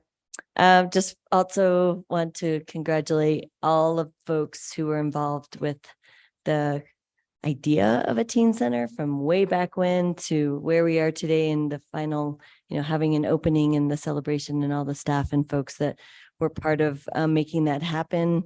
I wish I would have been able to be there, but I was at attending a work retreat on healthy masculinities. It was very, very good. Anyway, if you want to ask me about that, please do so. But I was working, so I wish I could have celebrated with all of you. I saw the pictures. I was hoping someone would put my fake face there so folks would know that I'm supportive of it, but I haven't been able to make any of the activities related to the teen center. So I'm going to get a private tour soon. And I also wanted to thank, since I wasn't here at the last council meeting, Christine Bustos Mahelsik, and thank her for her service and the hard work doing 2 jobs. I always thought that didn't make sense and it wasn't sustainable. And I'm hoping that in her new role that she'll find a good balance of work life. I think that's really important. And I'm just appreciative of all the things she was involved in. And also I had the pleasure of working with her since back in the county days. And so it's really been beautiful to see just her growth and things that she's been involved in. So hopefully we'll get to celebrate her and her accomplishments soon. And last, I just want to say happy Indigenous Peoples Day for October 9th, and just acknowledge contributions historically, presently, and the future of our Indigenous Native American brothers and sisters and gender nonconforming relatives, and just really appreciative that we have a space to be able to celebrate that here in Santa Fe. And also just thinking about and remembering Mayor Gonzalez and how we worked on that. And it was just a very important time. And we even got pushed back then. And I was just thinking about and appreciating how he did push that important day and why we should celebrate it, and that we should have a holiday, and that it should also be celebrated on the plaza. So I'm also excited to see how the first time community partners will utilize our small commercial events ordinance on the plaza for Indigenous Peoples Day. And they'll be having a powwow and a lot of activities. So I'm excited to be part of that. Thank you very much. Thank you. Councilor Garcia. Thank you, Mr. Mayor. The first time for a powwow on the plaza. So hopefully see a lot of folks down there for that day in October 9th. I just want to give a shout out to Celeste Montoya Valentine on her recent retirement. She was, I remember coming in office, she was definitely somebody that helped with the onboarding process and helped navigate through what can be sometimes the complicated systems and processes that is the city. So Celeste, thank you for your service to the city. Hopefully retirement is treating you well, and hopefully you're fishing somewhere. And you and I used to talk about fishing. Teen Center, fantastic event. I was a bit bummed though, because Councilor Beta wasn't there, and he and I had a bet to play basketball that day. And so I'm going to track him down, and we're playing, and we owe each other that game. But many kudos to everybody that made sure that happened, all the way from Councilor Dominguez to the present. I mean, it really took a community to make that building happen. And I think the turnout Friday was evidence that it is going to be widely embraced by that community. I wish I was close like Councilor Garcia. You can go maybe pop over, mentor the kids, do spend time with them. I think that that's a commitment we owe to our young folks, is making sure that we're doing as much as we can to support them. And with that, just hopefully everybody has a good rest of your week. I forgot, it was birthdays was my little guy's second birthday. Oh, boy. And by all means, is that little guy in his terrible twos. It's nobody really warned me of that. They warned me of no lack of sleep, but the terrible twos are a real thing. And yeah, so happy birthday, EJ. Happy second birthday. Counselor, I hate to tell you this, but 3 is so much worse. I'm so sorry. 4 is lovely, but 3, oof, I'd take 2 over 3 any day. Oh my gosh, I got you have to break that to me now. Thank you, Counselor. Counselor Rivera. Thank you, Mayor. First of all, when you say something up here, you kind of think about it after, and you're like, why the heck did I say that? And I use the fire analogy of, if you're afraid of going into a burning building, then you're probably going to get hurt. And you're probably all sitting there thinking, are you nuts? I would never go into a burning building. I'm thinking about that after, and I'm just laughing with Councilwoman Chavez about it. But thank you to the staff at the teen center staff themselves. Alexandria Mates, Christine Mihalsik, Michaela Bagans. There's so many other people, the Youth Works people that provided the food. It was amazing. The desserts were amazing. There was just, everyone seemed to be real happy about everything that was going on that day. So, but a special shout out to Alex, because I tease her all the time. She does such a great job of putting these events together. And then when it's time to take pictures or time to be in a picture, she fades into the background, and it's like, where did she go? You never see her. So she's great at putting them on, and really doesn't want to accept too much of the credit for helping, but we do recognize her. So please pass that on to Alex for us. And I did let her know myself. I did see Michael Garcia beating up on 2 kids on the basketball court there. He's much taller than them, but he was schooling them on the basketball court. So, you lost. Never mind, they were schooling him on it. And then thanks, the Keep Santa Fe Beautiful golf fundraiser went well, and Councilor Michael Garcia was there. Councilor Lee Garcia was there. It was a great day, and it was their first tournament in a while. So hopefully it'll build some momentum, and they'll keep on going. Also, Councilor Lee Garcia and I met with several constituents that live near the Swan Park area, and there was probably about 15 of them, and they had many complaints, many issues about Swan Park. So we met with PD, Public Works, Parks, constituent services was there. Izzy was there as well. And we talked about the issues, and we came up with a lot of constructive ways of dealing with some of the things there. So I wanted to give them kudos for meeting with us and for coming up with some good ideas moving forward. I also wanted to congratulate Celeste Valentine and her husband, Richard, who's also retiring, if he hasn't already retired. He's about to, I believe. So congratulations to both of them. I've known them since I used to work here. And Celeste worked for the mayor's office.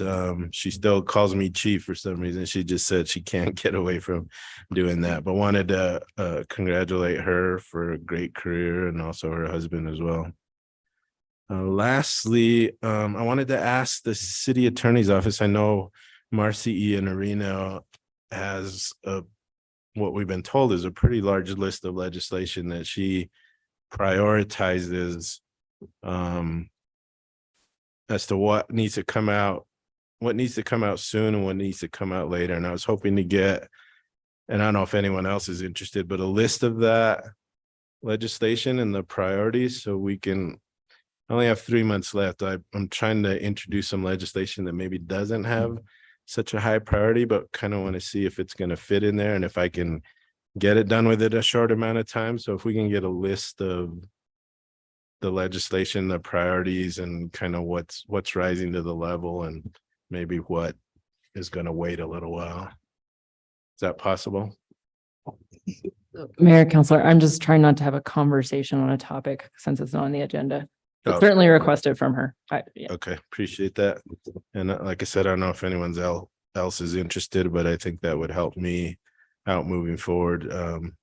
Either understanding why legislation hasn't been introduced or, really what the priorities are. That's all I have, Mayor. Thank you. Great, thank you. Counselor Chavez. Thank you, Mayor. I too want to celebrate and thank everyone that has been involved in making the teen center happen. I know it's been years and a lot of work along the way. I missed Tiger Abeta at the opening. I think he's been a huge advocate for our youth, and I know I always have appreciation for his work because I've worked closely with him and have seen it firsthand. I also had the opportunity to be at the teen center the night before grand opening, and I saw firsthand Alex running around, maintenance, fire. We had so much staff there just trying to make the opening happen, and this was up until I think I left at 8 p.m. and they were still there. And what was really powerful too is I saw a lot of those same people the next day with their families. And I think that we often forget that the staff that put in hours like day and night and no sleep have families that they sacrifice for to serve us. I think we can be very impatient and we could demand a lot and we often don't say thank you. And maybe some, community members may feel like there's no need to because it is their job, but these individuals work beyond what their job requirements are, and they do it to serve the community. And so, I saw them holding, our new teen center manager was holding her, I think like 8-month-old baby, and she was there the whole night before. So I just think sometimes we have to sit back and really appreciate work and the sacrifices and the efforts that our city staff make in order to serve our city above and beyond. So thank you to all of you. Thank you for the teen center. I also, this is why Councillor Cassidy and I are so close. My dad's birthday is on September 30th. He will be turning 74 years old. My dad, Eliseo Chavez, I always like to say his name because I'm like proud of him and who he is. I refer to him as an angel that walks on earth, and he refers to me as his life because that's the kind of love he has. He puts all of us first, loves us. I don't think he's ever been mad at me in my entire life. And he is the greatest grandfather I could ever dream of. He takes care of my kids, loves them unconditionally, and my kids are as obsessed with him as I am. So happy birthday, Dad. I love you. I appreciate you. Thank you for being the example that I needed to do all the work that I do. I work every day to make you proud. Happy birthday. And that's it. Thank you. Thank you. That's lovely. Boy, you guys covered a lot of good things. I have a couple more to add, but I do want to say my own appreciation for the teen center opening. It was remarkable, and what a great day for our community and for the young people who were there. They filled it up right away. I was sad that neither Councillor Abeta was there nor Senator Nancy Rodriguez, both of whom were really instrumental in securing the funding and pushing the project forward in not only funding, but in reviewing the uses and the design and how to configure the center. Just so many different ways their fingerprints are on that facility, and the kids are flocking to it already as if it had always been there. We also had a pretty good celebration of the Vladim opening, another major significant landmark for the city. You think about the rail yard coming to life with the Vladim opening on Thursday. Tomorrow we'll be cutting the ribbon on the rehab of the train depot, which is another great asset for that part of the rail yard. The School for the Arts is very far along with building those dorms for students to be able to actually sleep and stay on campus. So the rail yard is at that end really moving toward a whole different quality of energy and participation.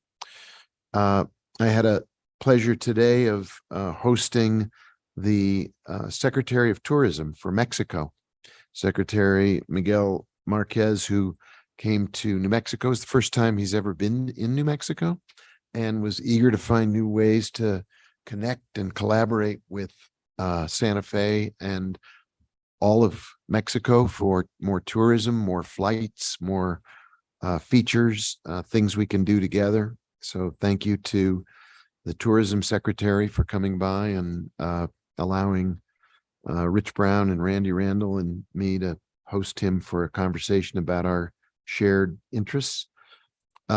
Indigenous Peoples Day, absolutely. The first ever powwow on the plaza. Karen Buller and company will be supervising, overseeing a powwow, a group of many different nations coming together to have different dances and contests, and I'm looking forward to that.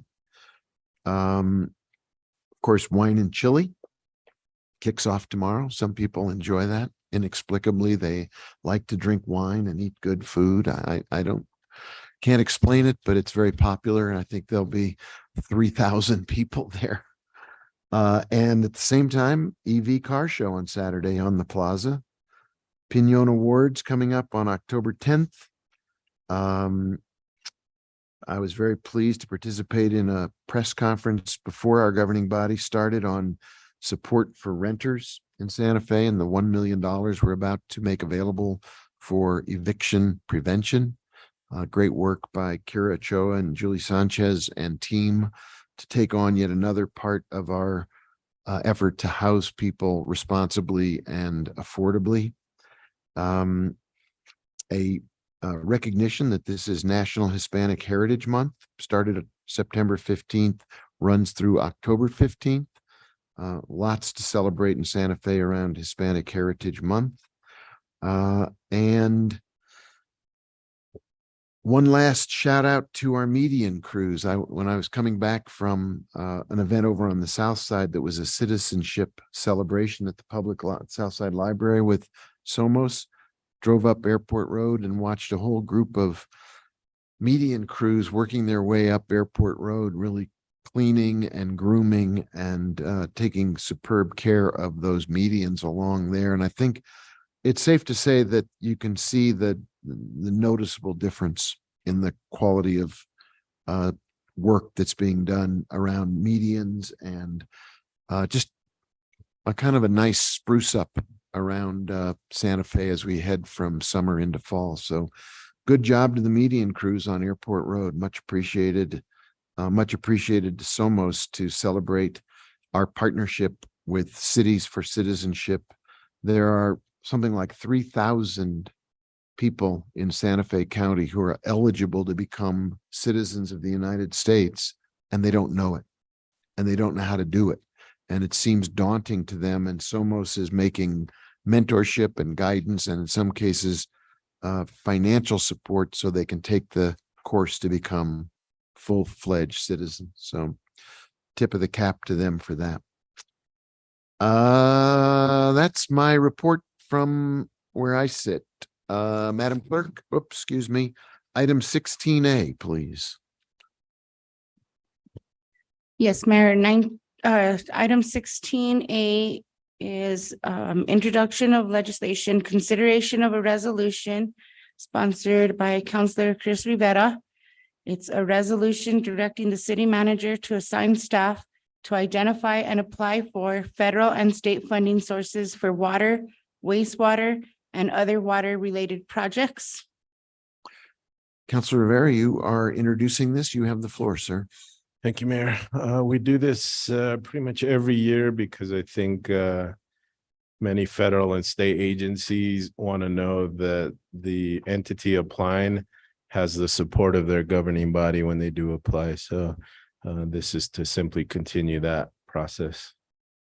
Thank you for introducing that. And the next one, Madam Clerk.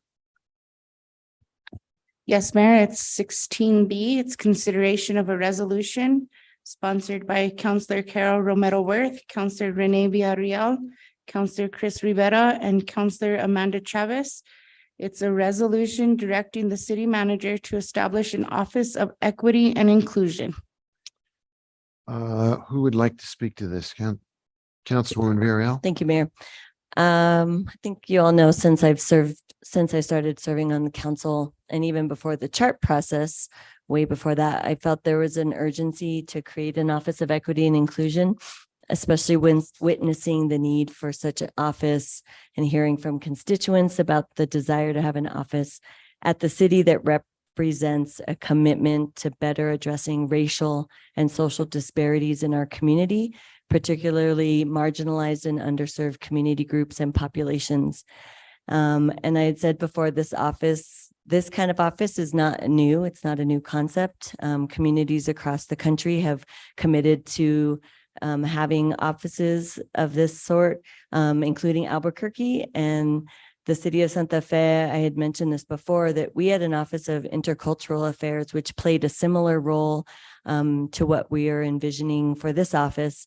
Formerly, the Office of Intercultural Affairs initiated inclusive engagement and addressed issues around immigration, LGBTQ plus community issues, veterans issues. They also worked at creating more inclusive events and spaces in community. And actually the development of the Plaza Bandstand program was part of that. I think it's imperative that an Office of Equity and Inclusion is created in order to provide a place for this work to be taken seriously. The OEI will have an internal and external facing role. Internally, so that we hold ourselves accountable in our commitment to equity, inclusion, and diversity in the city, not only with our staff, but also how we shape our services, trainings, and policies.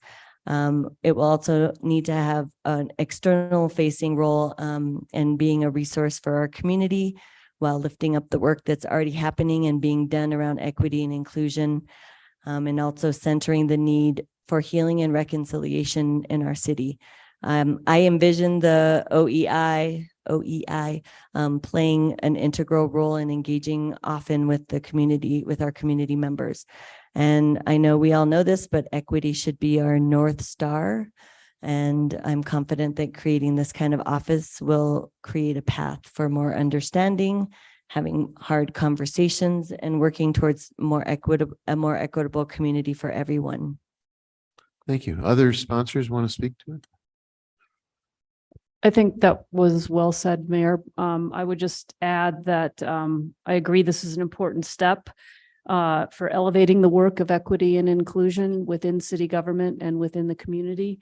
And I see this as a home for the hard work of coming together and continuing to understand each other. And I also see it as the base that it will base its work in part on the report recommendations of the Culture, History, Art, Reconciliation, and Truth or CHART report, and also the recommendations from Culture Connects, which came several years prior. So again, I think Councilwoman Villarreal said it very well, but I just would add, and I'm delighted that we are in this moment introducing this bill. So thank you, Mayor. Thank you. Anyone else? No, we're good. Thank you. Madam Clerk, I believe we now move to item 21 on the agenda. Yes, Mayor. Item 21 is appointments for Human Services Committee. Michael and Pepper, PhD, reappointment with a term ending March of 2026. Douglas Zhang, MD, reappointment, term ending March 2026.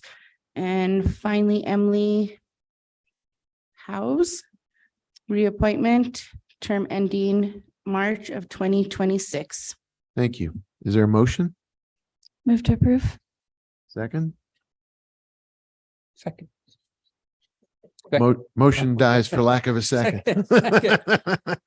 Thank you, Counselor. Is there discussion of these appointments? Madam Clerk, can you call the roll? Yes, Mayor. Counselor Lindell? Yes. Counselor Rivera? Yes. Counselor Romero Worth? Yes. Councilwoman Villarreal? Yes. Counselor Cassett? Yes. Counselor Chavez? Yes. Counselor Lee Garcia?